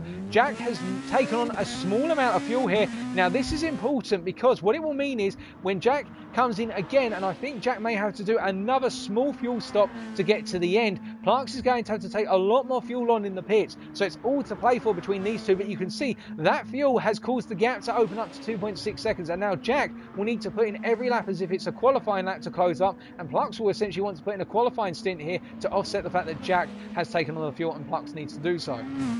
as Flapjack comes into the pits from P number 6. And on the start-finish straight right now, we can see that G-Rabbit's coming through. Sean has pitted from what was at the time, P7, I think. So that's opened up the door for G-Rabbit to come through. And we can see Flapjack has come out in P8. Rice is into the pits in P9. He was in P9. He's dropped down to, I think, what is going to be P11, because Sean has come out in P9 and Gadget is behind him in P10. And Rice taking on the fuel right now and coming out in what is P12. So it's all chop and change in terms of the pit stops right now. Rice being one of those who's been surprising us in coming through the field, but I think Rice, now that momentum has been curbed a little bit, and we'll have to wait and see how he moves up through the strategy, as we've got a blue flag being waved for Muller CJ, who's a lap down on all of our drivers at the moment, and Muller right now just simply using this as a testing lap and also to show off to the sponsors. Senna coming through then to complete the middle sector, well, definitely to complete the middle sector, I should say, and coming up the hill into turn number 8. And we can see that he is gaining on Gadget very gradually at this point, having made a pit stop. Gadget having made the pit stop, and Senna going as long as possible on a set of super softs and drifting through, braking into turn number 9 there. Bit of a difficult one there. I think Senna's going to be due a stop any second now, to be honest, because those tyres are well past their prime, and whilst they will still offer him some grip, you can imagine that he's starting to feel as though the tyres are just not going to give him the confidence, and I suspect that there will be a pit stop at the end of this lap, if not one more lap, as Senna is about to come down. Will he go into the pits? Will he duck to left? No, he's going one more lap, but he's fallen off of Gadget quite sizably through those little moments with the super soft tyres wearing away. Berkey Baby in P6 right now, and Berkey, of course, have not pitted for quite some time. Those super softs coming away from their ideal situation, and G-Rabbit is getting closer and closer. And G-Rabbit, of course, being on a different strategy. Pardon me, G-Rabbit being on fresher super softs by comparison, albeit not that fresh, but he is gaining on the British driver ahead of him, and he's pulling away a little bit from Flapjack, and he'll be grateful for that distant tow out of Berkey Baby's car, giving him the space to do so, where Flapjack is trying to chase after these two and get himself into that slipstream zone. We'll see the battle close up here, and I think Berkey is going to be due a pit stop any moment now, because he's getting slower and slower coming out of the final sector in particular. He lost 4 tenths on G-Rabbit through turn number 9 alone, and you can see here G-Rabbit is getting closer and closer, really planted with that Lexus despite some of the tyre wear here, and you can see that G-Rabbit really knows his machinery and his craft in that car, and he's following Berkey Baby into the pits and almost went into the pits. We're trying to maximise the slipstream there, and I think what it is, he's that concerned that he's not able to maintain the pace down the straight into 1 compared to Flapjack. He wants to take every possible advantage to essentially get away from Flapjack before Flapjack gets into that slipstream. He thinks it's an eventuality as he tucks into turn 2 there and picks up a little bit of the curb, and that throws him around the corner. Now Berkey coming out the pits, he's come out in P11, and we can see that Rice has come out behind him in terms of the overall strategy situation. Berkey in that P11, Rice will want to try and get past him as soon as possible, and you can see that Rice is carrying a lot of momentum, but he hasn't been able to get past Berkey Baby. And up front, meanwhile, what we're hearing is that once again, hold on a second, what on earth has happened here? Jackie's ahead of Plux. Well, wherever it's happened, has there been some sort of incident and we haven't heard about it, because Plux has dropped down significantly? Let's just find out, ladies and gentlemen, for you what has happened in terms of lap times. I think there was a major mistake by Plux, because we can see that Plux on lap 27 was a 1:15.9. Meanwhile, it looks as though Jack were 1:12.7. So I think Plux made a mistake, and it must have been saying turn 8 or turn 9, because Plux has had a disastrous lap 27, and that means now he's got to chase after Jack for that race win, or at least the lead at this point in time. Sorry we missed that off camera, but that was very sudden, and we did not expect that to be happening at all. We thought it would gradually close up, because we could see they were closing up on our radar, but for it to happen like that, goodness me, Plux has got a lot to do, and I think right now he's going to be thinking about how he can change his strategy to stay with Jack and undercut him through subsequent stops. Remember, of course, Plux is running a little bit less fuel than Jack, so now will Jack try to push the car hard, or will alternatively, as Plux almost runs beyond the limits there, and I'm wondering whether that's going to be a mini penalty applied. Doesn't look like it. It looks like Plux was just within the limit, but Jack is feeling that pressure as well, and I think Plux really will want to put the pressure on Jack and try and get Jack to burn as much fuel as possible in order to take away whatever advantage he's got, because Plux right now is looking very low on fuel because he didn't do the refuel, of course, whereas Jack has got that comfort zone. And we'll keep an eye on whether there's going to be a move being made, but we can see that Awesome Alex is now into the pits from P4. And I believe that means that Jagernat will come through to take P4 for the time being. And Alex now making his fuel stop with 25 minutes to go, or at least a small fuel stop. There'll probably be some more fuel there. And I think he wants to come out in the chase for Jagernat so he doesn't lose track position to Jagernat. But up front we can see that Plux is getting closer and closer in under braking into turn 8 on Jack. And Jack at this point can control the pace of these two if he so desires, because he does have the ace in his sleeve in terms of that extra fuel. But these are our closest two drivers on track as they're battling away, and we ride on board with the NSX driver here as he's coming through a turn number 10 and then into 11, and you can see he's closing up ever more. And under braking, he's just a little bit back, but will he plant it perfectly here, getting on the throttle? He does seem to have a little bit of oversteer there coming out of the final corner by comparison with Jack. But in coming down the straight now, he of course will gain as he's got the slipstream, he's got the tow, and both cars are similar in terms of top end speed, so he naturally picks up an advantage. And Jack taking a bit, hold on a second, did Jack make a mistake there? Because Jack seems to get it all sorts of wrong under braking into turn number 1. It looked as though he hung himself too wide into the corner, and well, Plux flashing his lights there. I think he'll feel as though that was a bit unnecessary and a near miss from the two drivers. I think Jack there just simply forgot to pull his car off of the right hand side of the circuit at that critical junction. I'm hearing there's been also a bit of a battle here between two of our drivers.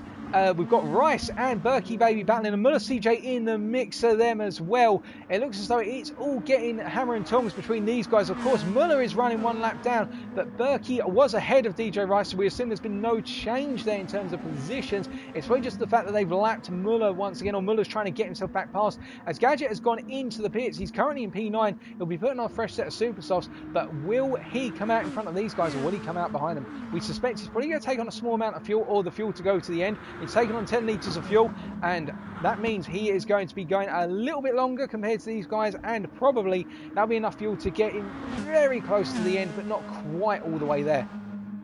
But meanwhile, in the battle for P1, we can see that Jack has opened up the gap a little bit, and Plux now charging into turn 1 by comparison with Jack. And I think Jack here is trying to control that pace, but he's got to be careful, because if he makes a mistake like what he did on the previous lap, well, Plux will try to seize on that, because that was very close, and too close for comfort, if you ask me.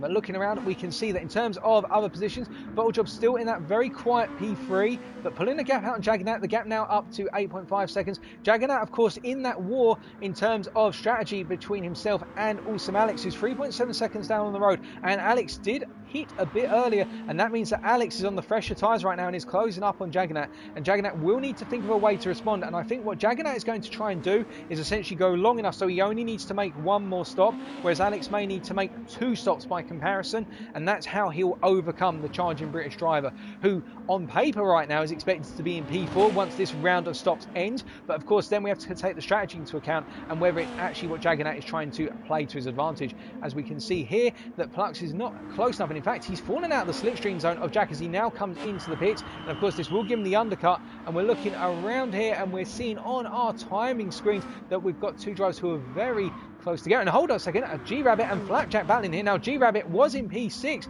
with all the strategy and the stops going on, but I think because he's extended so long and Flapjack has come out the pits on fresher tyres, he's just simply made the move into turn number 8 count. And G-Rabbit going very long here as Bottlejob also comes into the pits from P3 and takes on his fuel, probably to go to the end of the race now.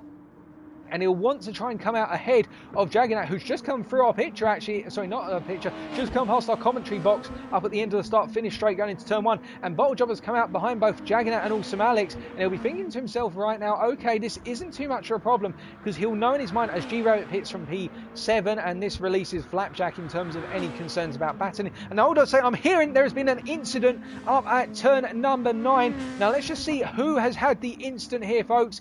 I think it's Muller CJ. Now, was it that he just simply hit the wall and exit the corner? So he already had a penalty for a cut somewhere. We're not sure where that happened. Coming through 9 then, does he just get overextend on exit?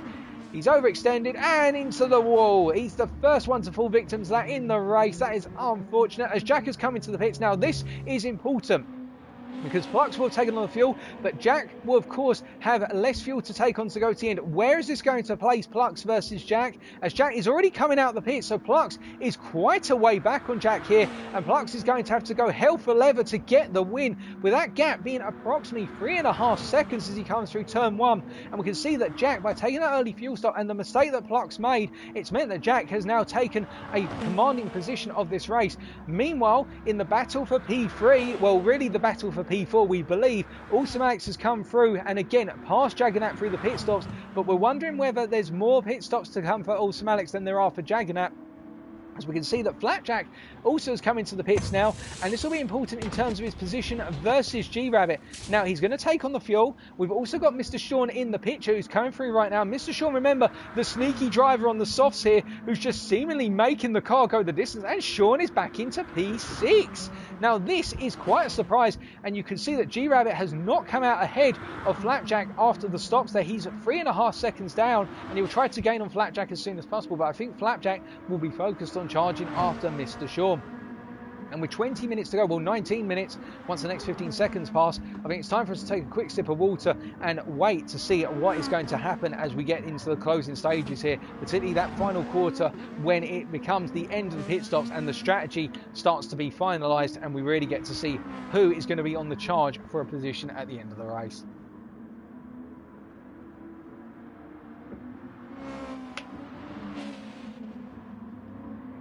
Now, looking further around the field, what we can see is that Berkey Baby right now, currently sitting in P9, is not really gaining too rapidly on G-Rabbit at this point. And I think Berkey, whilst he has gained a little bit through 8 and 9, coming up into 10 and 11, his more worn tyres will affect him through here, and that's what you've seen before. And already he has actually dropped half a second as I say that. Commentator's curse applying to lap time as well, we believe. And we can see that Sean here is being attacked by Flapjack, and I think here this is going to be a very standard move from Flapjack.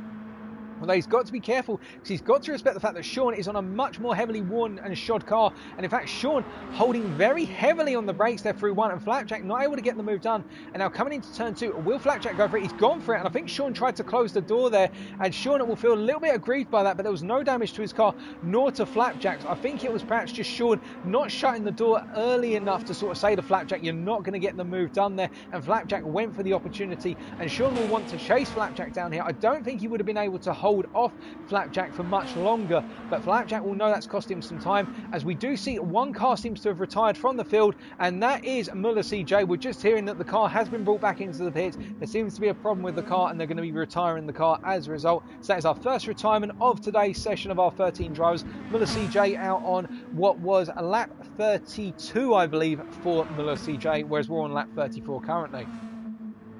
Now, it's worth noting in terms of battles out on circuit at the moment that Jack has opened up the gap to Flux to 4 seconds at this point. He's reopened it up. It was down at 3.8 seconds moments ago, but he's reopened it up a little bit. I think Flux is absolutely pushing to try and close up. The fastest lap right now, interestingly enough, is being held by Sir Bottlejob, who is on a charge to get himself past Alex. I think he'll want to know that he's safe and secure on the bottom step of the podium. That fastest lap being a 1:12.0. We're seeing some incredible fastest laps right now, and we do have to wonder if we're going to see a 1:11.9 before the end of this race, because the fastest lap is worth 2 points, and we know our drivers can do 1:11.9s in race trim when they've got minimum fuel and the tyres are in their optimum condition.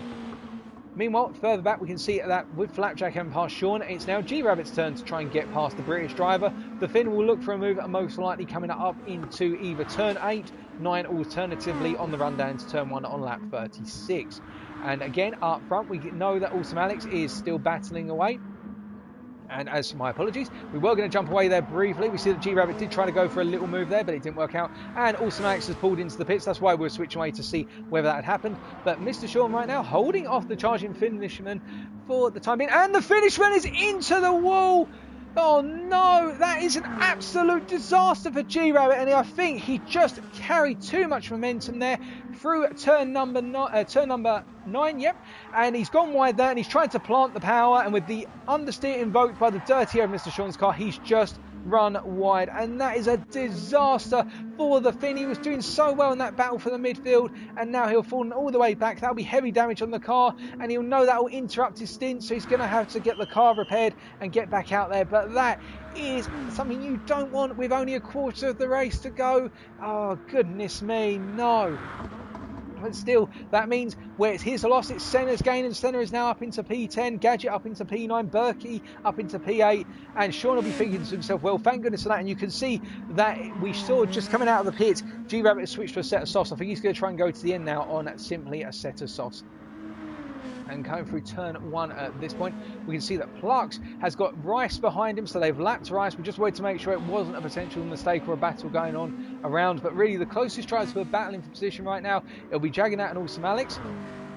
And we know that in terms of how these guys are playing out, that Jaggernaut is on tyres which are more heavily worn, and we suspect that Jaggernaut may be trying to go to the end currently. Alternatively, he'll have one more stop to go, and we know that Alex will most likely have one more stop to go, so it's about who's going to flinch first.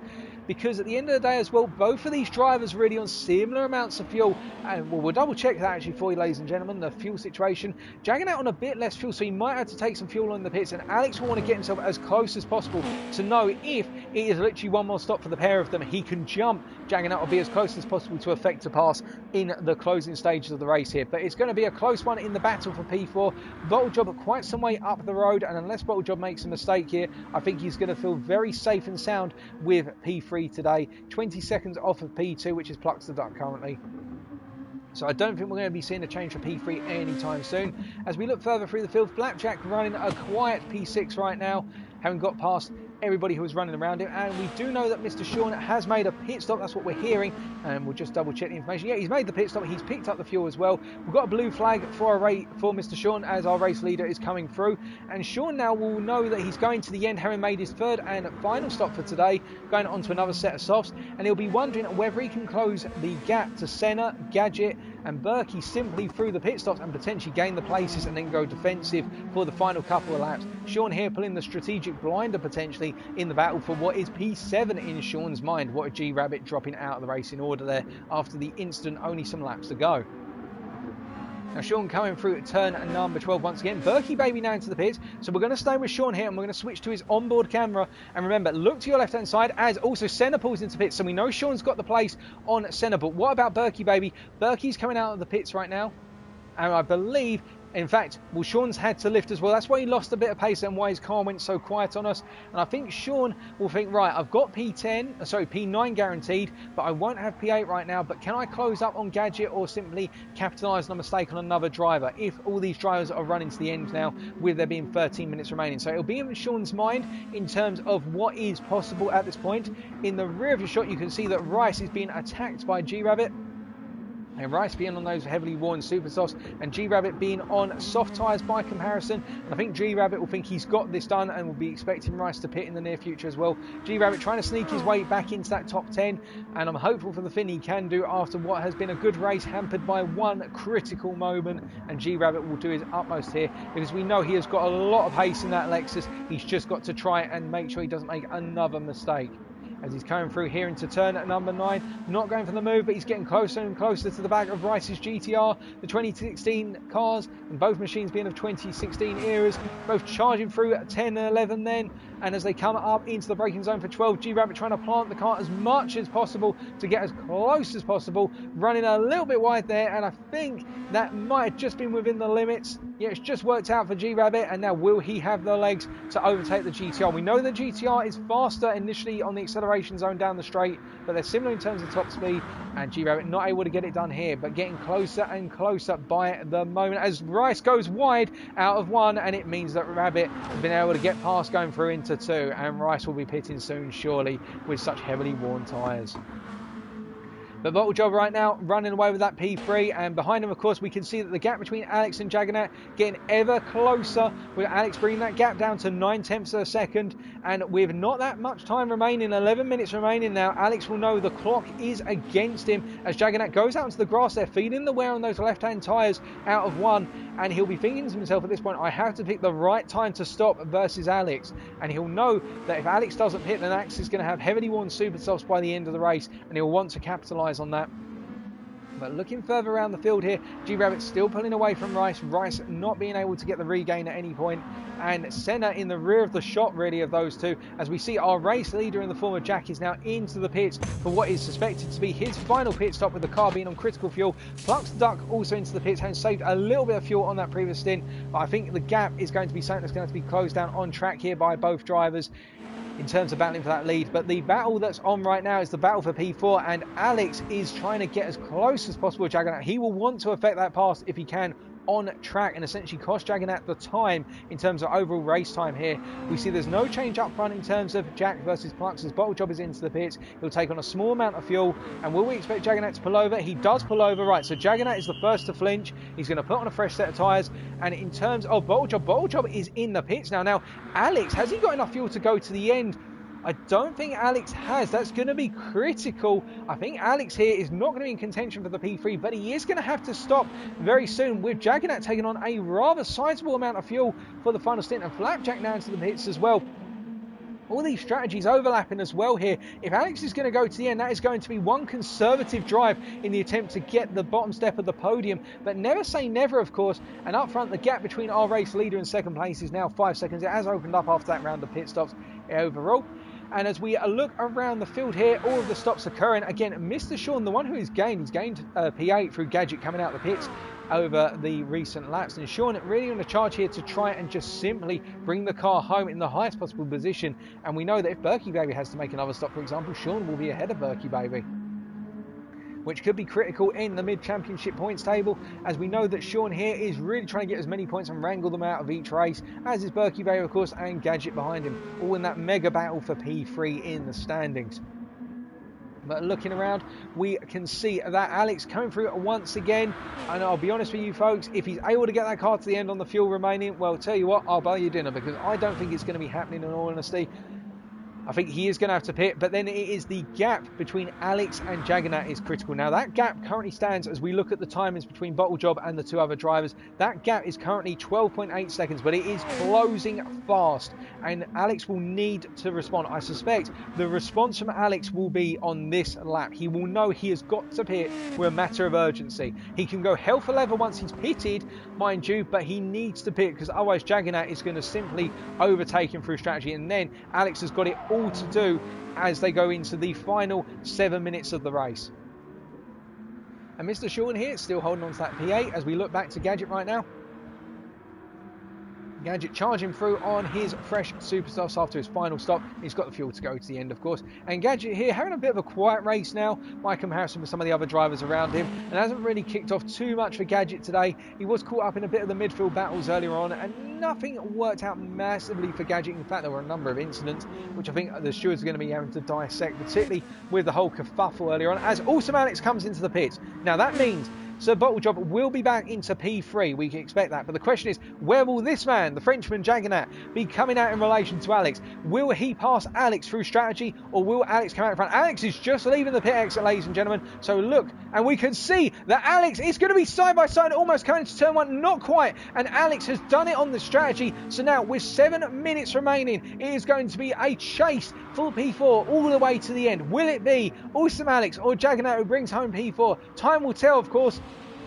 But these guys will be absolutely wanting to hammer it. Now, Jaggernaut's tyres will, of course, have a couple more laps wearing them compared to Alex's, but you can imagine both drivers will have fueled their cars so they can go absolutely full attack here, and it's all about whether Alex can get Jaggernaut out of his slipstream. If he can, then he will have a major advantage around the circuit, whereas if Jaggernaut is still in that slipstream zone when they come onto the start-finish straight, then Jaggernaut is going to have a huge advantage, because that GTR from 2008 will probably hit in the slipstream a top-end speed of 180 miles an hour with dedicated slipstream. But you can see that so far that gap has opened up. There's nothing else happening on track right now, so we're going to roll with these guys, if you don't mind, ladies and gentlemen. And so as Jaggernaut comes into the final corner, then he tries to nail the rotation, and it looks as though he hasn't quite nailed it. And now on acceleration, you'll see that gap is opening up considerably initially. And it will close up a little bit towards the end, as we'll see that Jagannat starts to get towards 175 miles an hour before the braking zone. 175 just literally on braking, and that's where he closes up a little bit versus Alex. But Alex having a very strong run out the final corner, and that's how he was able to open up the gap. And as we look further back here, we can see that there's blue flags. I believe the driver has had to give way, and I think that's G-Rabbit giving way to what is our race leader, Isefix's Jack, and you have to give way to Plux the Duck shortly, and Gadget's having to do so shortly as well. So that's why we're seeing a lot of drivers essentially seeming to close up on the circuit at the moment, because we have got our lead runners going through the back markers, as we can see that Plux is flashing G-Rabbit to let him know he is coming through and that he wants the Finn to get out the way. But enough of this for now. Let's stay with the battle for P4, where it actually seems to have opened up quite a bit, as Jagannat has now dropped to 1.5 seconds back on Awesome Alex. So I don't think there's going to be a battle anytime soon, unfortunately for you folks. And really, right now, in terms of our closest drivers out on circuit, there's not really anybody close enough to be battling immediately with 5 minutes to go. And we can see that in terms of the fastest lap, it is still Sir Bottlejob with that 1:12.0. And I don't think either Jack or Plux will be pitting here to go for that fastest lap. They'll both want to stay out, because they'll know that if either of them makes a mistake, well, from Plux's perspective, if Jack makes a mistake here, he'll be on for the race win, or a chance of the race win. And he will want that so desperately, because he knows that he's got more points to essentially lose by comparison with Jack, as both drivers come to the end of their 6th race completed in season 6, as we described at the start of tonight's programme. But Jack right now just cruising around. There's only approximately 4 more laps to go for Jack. I think he'll be thinking to himself at this point that he can afford to back the wick off if he needs to, but he's got the job done. As we look around, and we can see that Alex has opened up that gap on Jagannat now to 1.8 seconds. I think he'll feel that the job's done. Flapjack 20 seconds down on Jagannat in P6, but a good 5.8 seconds ahead of Berkey. He's got ample fuel and whatnot to get to the end. Berkey baby, of course, now. I think he'll feel he's got ample fuel to get to the end. I think he's overfueled that Nissan, in fact. And Sean, I don't think is going to be able to get close enough to Berkey on the coming laps. What with Sean's soft tyres now starting to feel the wear, and he'll start to fall off of his optimum pace a bit. He'll have the fuel to get to the end. Gadget behind him, of course, chasing after him, but quite a way back from Sean. I think Gadget will be ruining the fact he hasn't been able to take the battle to Sean as much as he would have liked here, as he is 6.3 seconds down the road with our faster drivers coming through, and the fact that they've had to be given the space. And G-Rabbit here in P10 right now. Again, a quiet one for G-Rabbit right now, but it was all because of one mistake, as Senna's having to burn off a penalty at this point. And I think run wide out the final corner, that's where you normally pick up the penalty for. 2.7 seconds between himself and Rice, who's the last of our remaining runners on circuit. I think Rice, he'll want to try and get that P11 if he can, and be aware of the fact that Senna's got to burn his penalty gradually. Remember, we don't have any dedicated burning zones in terms of penalties, ladies and gentlemen.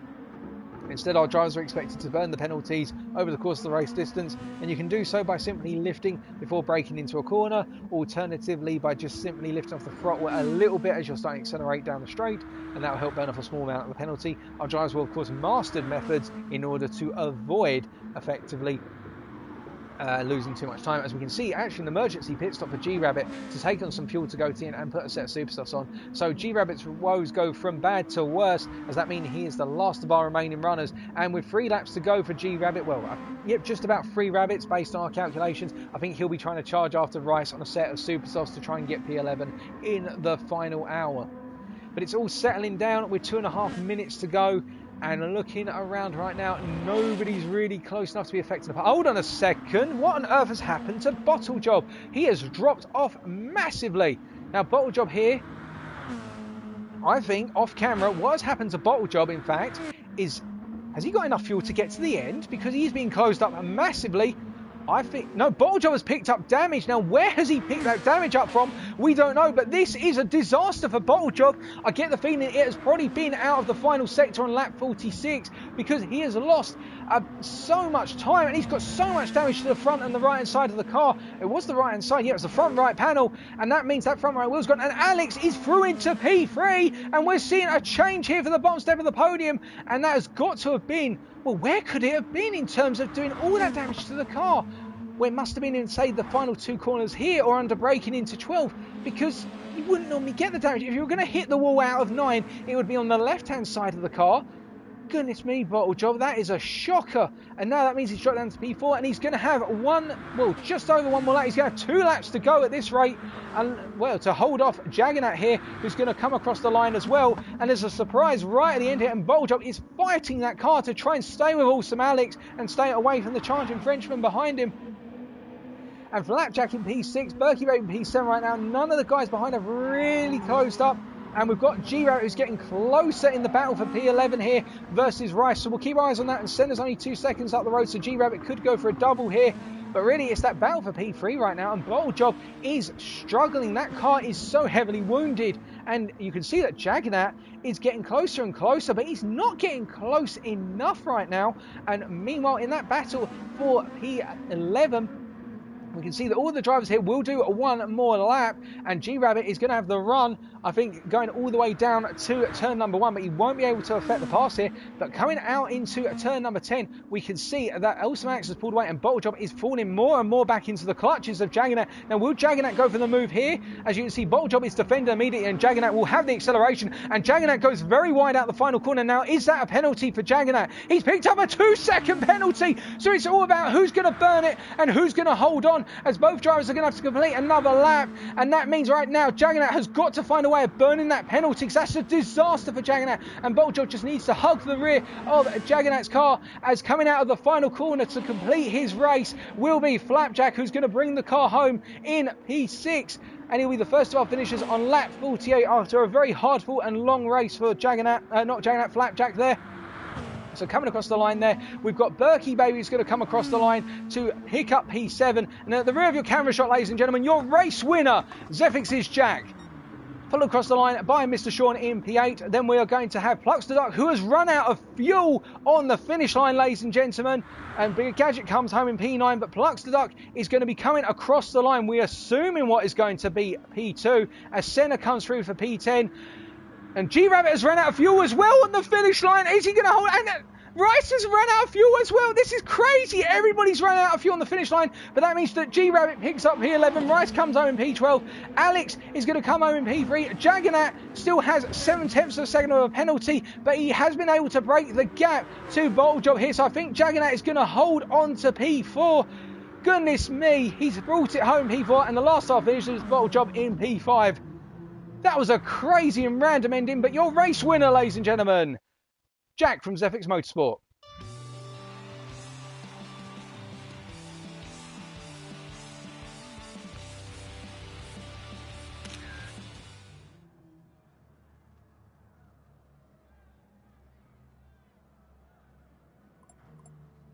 What a crazy ending to the race, in all honesty, ladies and gentlemen. We've just had it in from one of our trackside observers who are sitting around the track for G-Rabbit's team, that G-Rabbit had a little bit of an incident with Rice right at the end, whereby there was some contact. So Rice was a sportsman and G-Rabbit was a sportsman and let Rice back through. So that's why you saw what happened there. But your final standings after what was a very strange end to the race. Race winner, Zephyx's Jack, followed by Plux the Duck, then Awesome Alex finishing off the podium, and then finish off the top 5, Jaggernaut in P4 and Bottle Job in P5. Senna holding on to P10, Gadget in that P9, and Mr. Sean holding on for what was a hard-earned P8 there. Congratulations to all of our winners, of course, and congratulations as the fastest lap went to Sir Bottle Job with a 1:12.0, a phenomenal lap by the GTR driver there from the United Kingdom.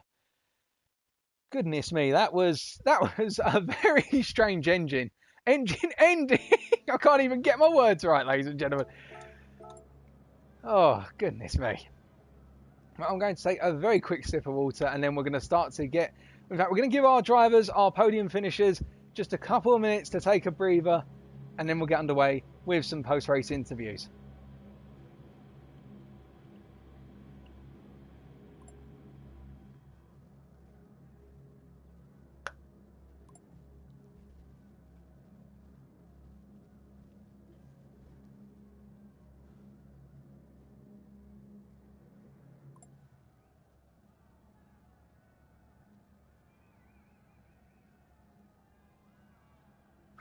Okay, well, with that, folks, it's time for us to get our top 3 guys into the commentary box for some interviews.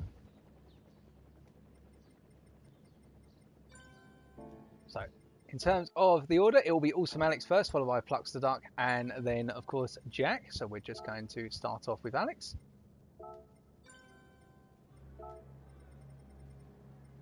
But congratulations to all of our drivers.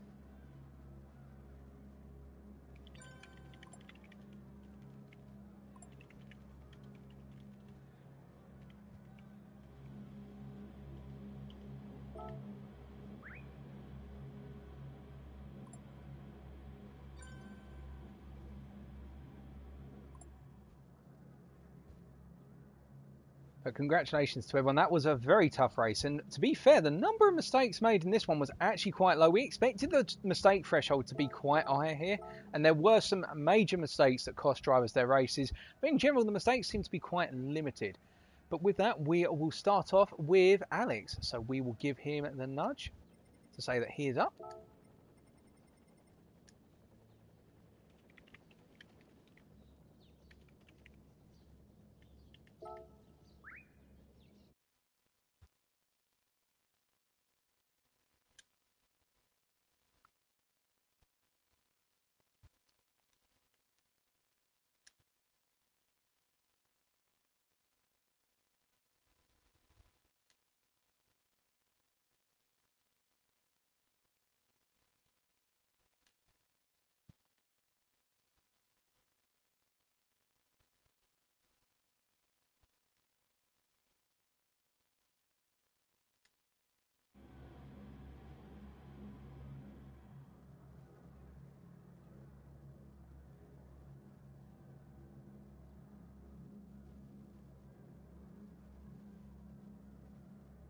So we just await Alex.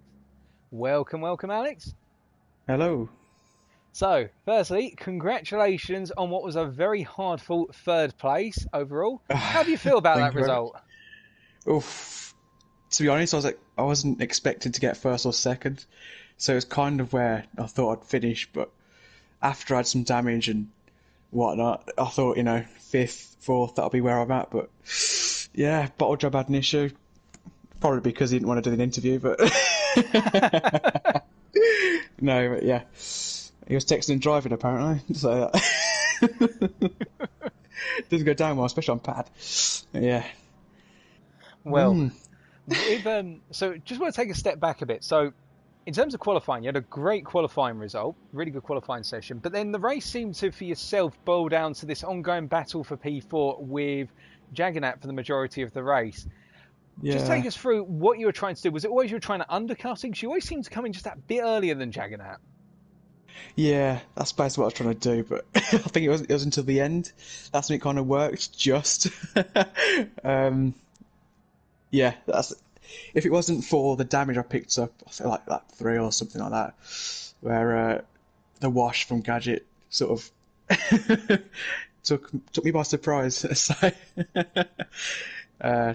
yeah, I think I would have finished third anyway.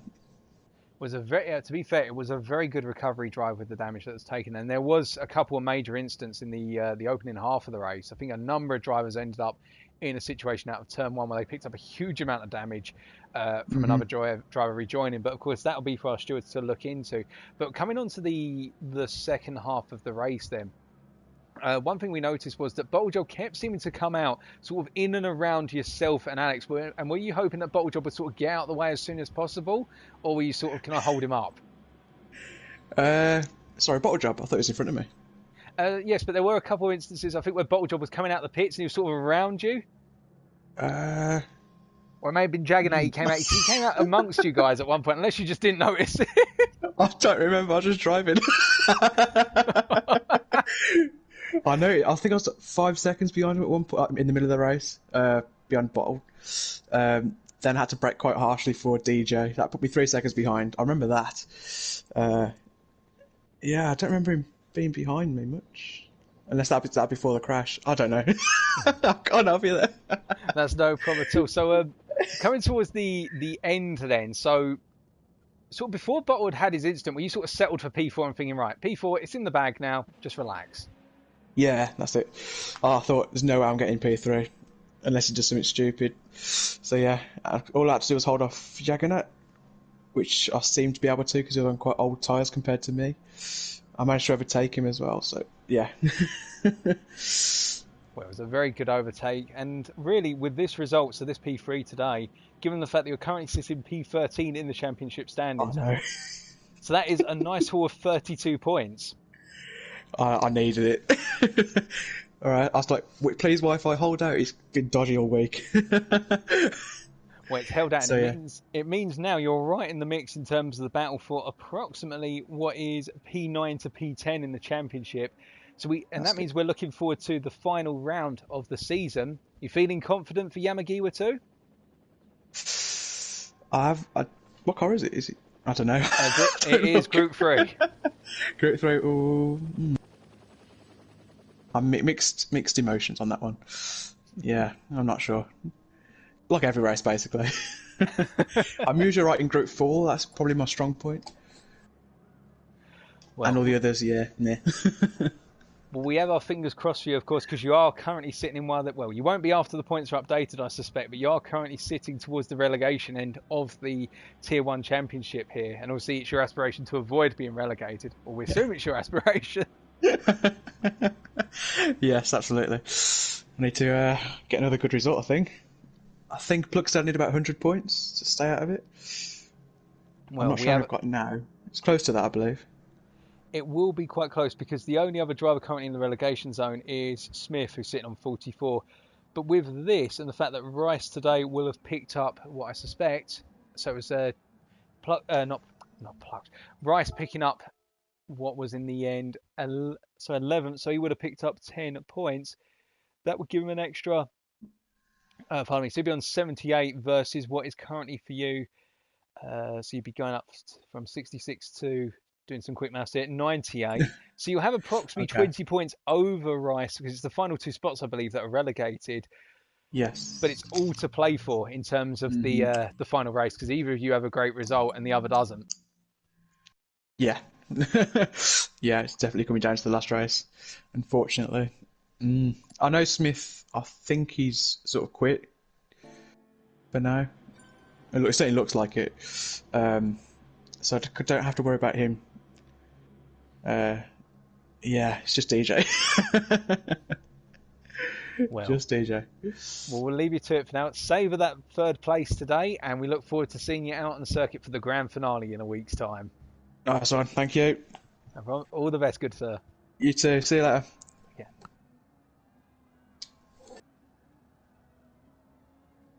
Alrighty, folks. Well, that was awesome, Alex. You can hear that his spirits have been quite uplifted by tonight's result after what has been a string of bad luck and retirements. 2 retirements in a row, in fact, in rounds 4 and 5, and not being able to take part in round 6.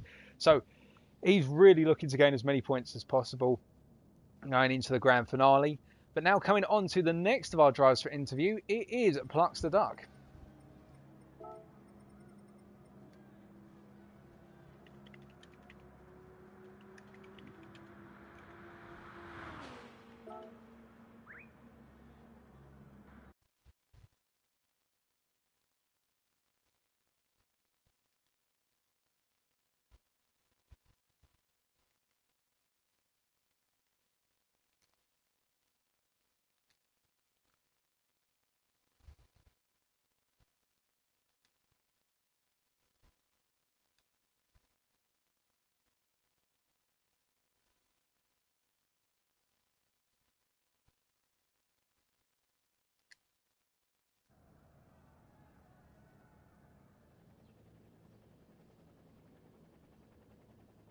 We'll just wait for Plux to join our commentary box. Hello, hello. Hello, Plux. Sounds as though, based on what we saw, it wasn't the result you wanted tonight. No. Let's be honest. No. Nothing in that race went right. So, if I'm honest. Just take us through it. Where would you like to begin? So let's start from the beginning. Qualifying. We saw in practice, the opening practice, that you set the pace with a 1:11.6, and then in qualifying, it seemed as though you were struggling to get into the 1:11s. You were on the 1:12.0s for some time. Was it just you couldn't hook up the lap, or other factors? Yeah. I haven't all evening. I've just not had it. I'm gonna be honest.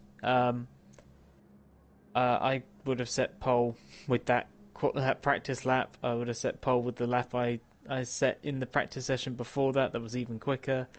I'd had optimals down in the 111.1s, but when it happened, it didn't happen. When it mattered, I just plucked the qualifying bottler. Happened again. Hey ho, these things happen. It was kind of that's rubbish. But let's move on to the race and see what happens. So then, coming on to the race, going into the start procedure, one thing we observed in our commentary box was the fact that where Jagannat had positioned himself P4, we expected him to have the launch given his 2008 GTR. Was that on your mind as much as sort of trying to get ahead of Jack into the first couple of corners? It was just get ahead of Jack. Just get Jack. I knew he was going to struggle starting the car in comparison to me. I've got my start procedure fairly hooked up for that car. And I do think I probably got the best start of anybody in a 16. I know, obviously, Jagannat took the lead, but that's always going to be the case. Yeah, so, that was looking good. Got Jack at the start. Waited for Alex and Jagannat to make errors, had the lead, and it just didn't happen. I couldn't get away from him again. It was like Interlagos all over again. I couldn't find a way to make that tight uphill hairpin work like he could. He could take 3/10 out of me there, and I just couldn't deal with it all race. It was just like, I'll pull 2 or 3/10 in the first sector, and I've lost it all again. And he was brilliant out the final corner as well. So you do all the work through the difficult stuff, and then you get to 2 specific corners, and you lose all that time again, and it's very frustrating. But yeah, it was looking like a repeat of Interlagos again, of me just furiously trying to hold on. And then whatever lap it was happened, and I had the 2.8 second gap, and I thought, okay, well, let's try and play around with this, see what we can do. And it just ran in a little too hot into the double apex right, and up she went into the air. Oh dear. We unfortunately missed that on camera, but what we did notice was just this sudden change and the fact that Jack was just ahead, and we could see that the gap between yourself and Jack was sort of stabilising, gradually creeping down, but it was a shock to all of us here in terms of watching that. Jack was just sunny ahead, and we're trying to figure out what happened. So it was in the double right, so turns 3 and 4 that he just I clipped the inside curb and it popped the front wheels up in the air, and unfortunately there's not enough road to catch that. And that was all she wrote in the end. It wouldn't have made a difference. Interestingly, even more guttingly, actually, I've actually been reliably informed that JJ did cut the pit lane exit on the first pit stop, and if I hadn't run out of fuel, I would have actually managed to rescue the win there, as long as I haven't cut it, but I haven't found out that yet. But yeah, that's the absolute knife in the back for it all. Is I put in a really good final lap. Just had it on my mind that you never know, he might have cut it. I didn't know if he had at the time, and then coming out the final 2 corners, I ran out of fuel. That seems to be quite often the way I effectively lose championships. Seem to always run out of fuel on the race where the championship is over. It's happened 3 times now. That's very unfortunate, but I think now it's a case of taking this one and going into the grand finale. Now, in terms of the standings, now that both yourself and Jack have run 6 races, we were saying at the start of the programme that you've got less to gain through dropped races by comparison with Jack, who's currently sitting with a weakest result of 20 versus your what will be a 32. Is it just all or nothing at Yamagiwa? You're just going to go for it and go out on a high? Don't know. JJ only has to come second, or I think even third. I think will do for him. He's just been unstoppable for the last 2 races. I knew I didn't have a shot at Red Bull with the fact that the FIA is tied in so perfectly. It gave him even more chances to practice, and And this one, I was really hoping the NSX would go out on a high. You know, she's been the best car in my stable all year, and I really wanted to give her a last big hurrah of the year. And it didn't happen in qualifying, and it didn't happen for fastest lap, and it didn't happen in the race, and it was just an all-round bad performance by me. JJ drove a great race. His final race time was quicker than what I'd managed in the practice I had done when I did a full race sim. So you could argue that maybe I was never going to have a chance at beating him, but yeah, it's gutting to make a mistake like that, especially after making the mistake of Bathurst as well. It's just not been my best season. I knew the tracks weren't really gonna suit me. You know, it was. I wanted the first race win, and I really wanted Bathurst, and I didn't get that one. But yeah, I mean, at the end of the day, I think the better man's gonna win this championship. I haven't got an answer to him this time. Maybe different tracks or different bit of fortune would have gone my way, but he's tidied up his season as it's gone along, and I've kind of got worse. Well, I'll tell you one thing. I mean, I don't know if you how often you look at the chat on these live streams, but we do have a bit of a super fan in here who would really love to see you give it your all at the grand finale. He's been rooting you on literally since race number 1, and well, I think he'd love to see you come out one more time and give it a heroic bash in the Citroen. I'll give it a bash. I do love the Citroen. It's another car that's quite feisty on its tyres, but we'll see what happens. At least it will have a good start. Yeah, true. But Kyoto's never been a happy hunting ground for me. I've got one lucky win there, but I don't expect much out of it. I was really hoping that JJ was going to come a cropper of the Wall of Death or something like that, and just give me a really big hope. Like, you know, I was hoping something like that would happen just to ease one's heart. But unfortunately, he just drove a perfect race, and I had nothing more to give, unfortunately. Well, with that, my friend, I think we'll let you go. I know it's not the result you wanted, but still, congratulations on the second place today, and we hope to have you back in a week's time at Yamagiwa for a grand finale. Yeah, we'll probably be back. I mean, one more race to try and keep myself inside the top 4 in every race I've done this year, which would be a nice thing to be able to hold on to. Not finishing outside the top 4 all year. So maybe we'll have one last bash for that. Maybe we'll not.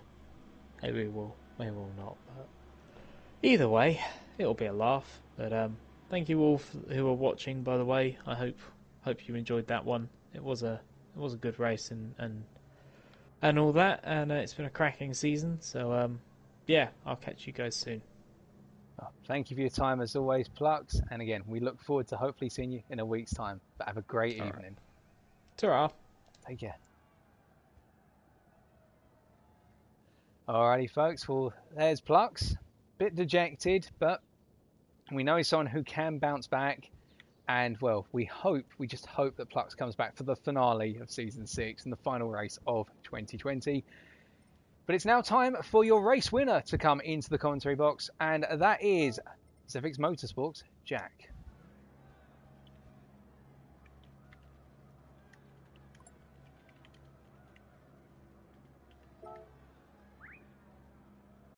He's probably listening in, so he's already one step ahead of me before I can type it in.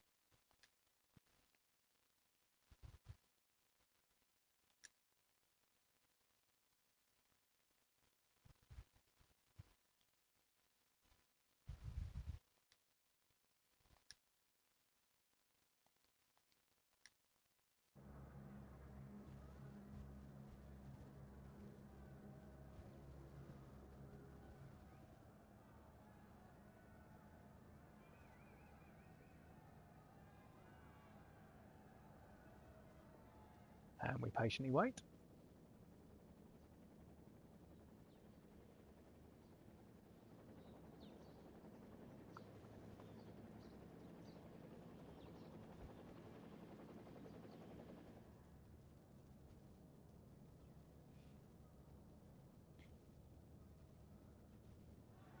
We just patiently wait for Jack. I think they're having to literally lift him out of the car because he's that exhausted. Like Mansell at Silverstone when he beat Piquet in that legendary race.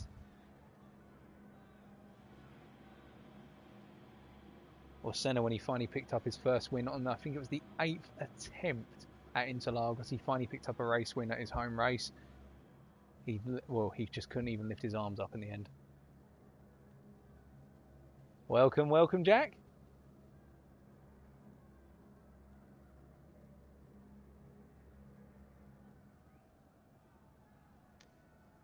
Hello, Jack. Hello. Hey, Jack. Firstly, congratulations on the race win. How does it feel? I'm really happy. Most of the race I was in second, so I was expecting to just be driving around in second for the whole race, but I was lucky and it didn't happen.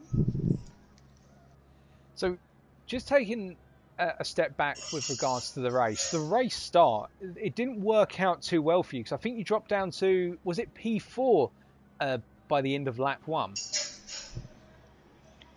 Yeah, going into turn 1, I think there was, it was 4 wide, but I knew that we couldn't all fit through the first corner, so I backed out, and then, yeah, but that start that I had was actually quite good, I think, for that car. Yeah, you definitely seem to play it smart in terms of pulling back and then just letting yourself gradually catch up. One thing we did notice, and it was a brilliant bit of racecraft from yourself, was once Alex and Plux started to make their way past Jagernauts, you seemed to follow through. Was that the idea? Whenever they went to get past Jagernauts, you would just sneak through with them? Yeah, I learnt that from karting. That's neat. Applying a real world tactic to the sim racing world. That's always good to hear.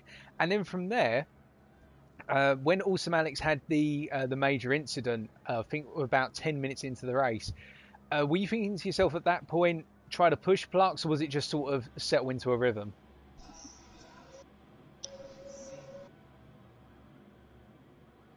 Sorry, what did you say? I missed the start. That's okay. So when Alex made his major mistake, because he was leading after you guys had cleared Jaggernaut, you found yourself in P2, and I think you were about a second or so off of Plux. Were you just sitting behind Plux, waiting for an opportunity, or were you trying to push him harder and harder? I don't think Alex made a mistake. I think I just followed Plux past him and then we just pulled away from him. And I was just following Plux after that, saving the tyres and saving a bit of fuel and just trying not to make a mistake. Just hanging with him. Yep, that makes sense. So you're right. Yep, you guys got past Alex, and then Alex had his moment, if you will, and then just following Plux. When Plux made the major mistake towards the end of the race through turns 3 and 4, was it a moment of joy, or were you just thinking, got to get my head down, keep on racing until the end? Yeah, it made me very happy. I was expecting it to be me who did that mistake, but it wasn't, so, yeah. And I was just trying to keep the gap at as big as I can keep it to give me more of an advantage for the last stint, so I didn't have to push as hard and risk mistakes. Oh, but it was very good. It was very well driven, and right at the end there, we could see the joys you were coming across the line. It was a very well-deserved win, and literally the reverse of what happened between yourself and Plux in the Group 2s at Interlagos. So really going into the final race of the season now, knowing that you and Plux have now both raced 6 races, and that's only your top 6 races that count, and the fact that you're going to have the points lead on Plux going into the final, and you've got more points to gain than Plux. Are we expecting you to be going all out for the win in the finale, or just wait and see what happens?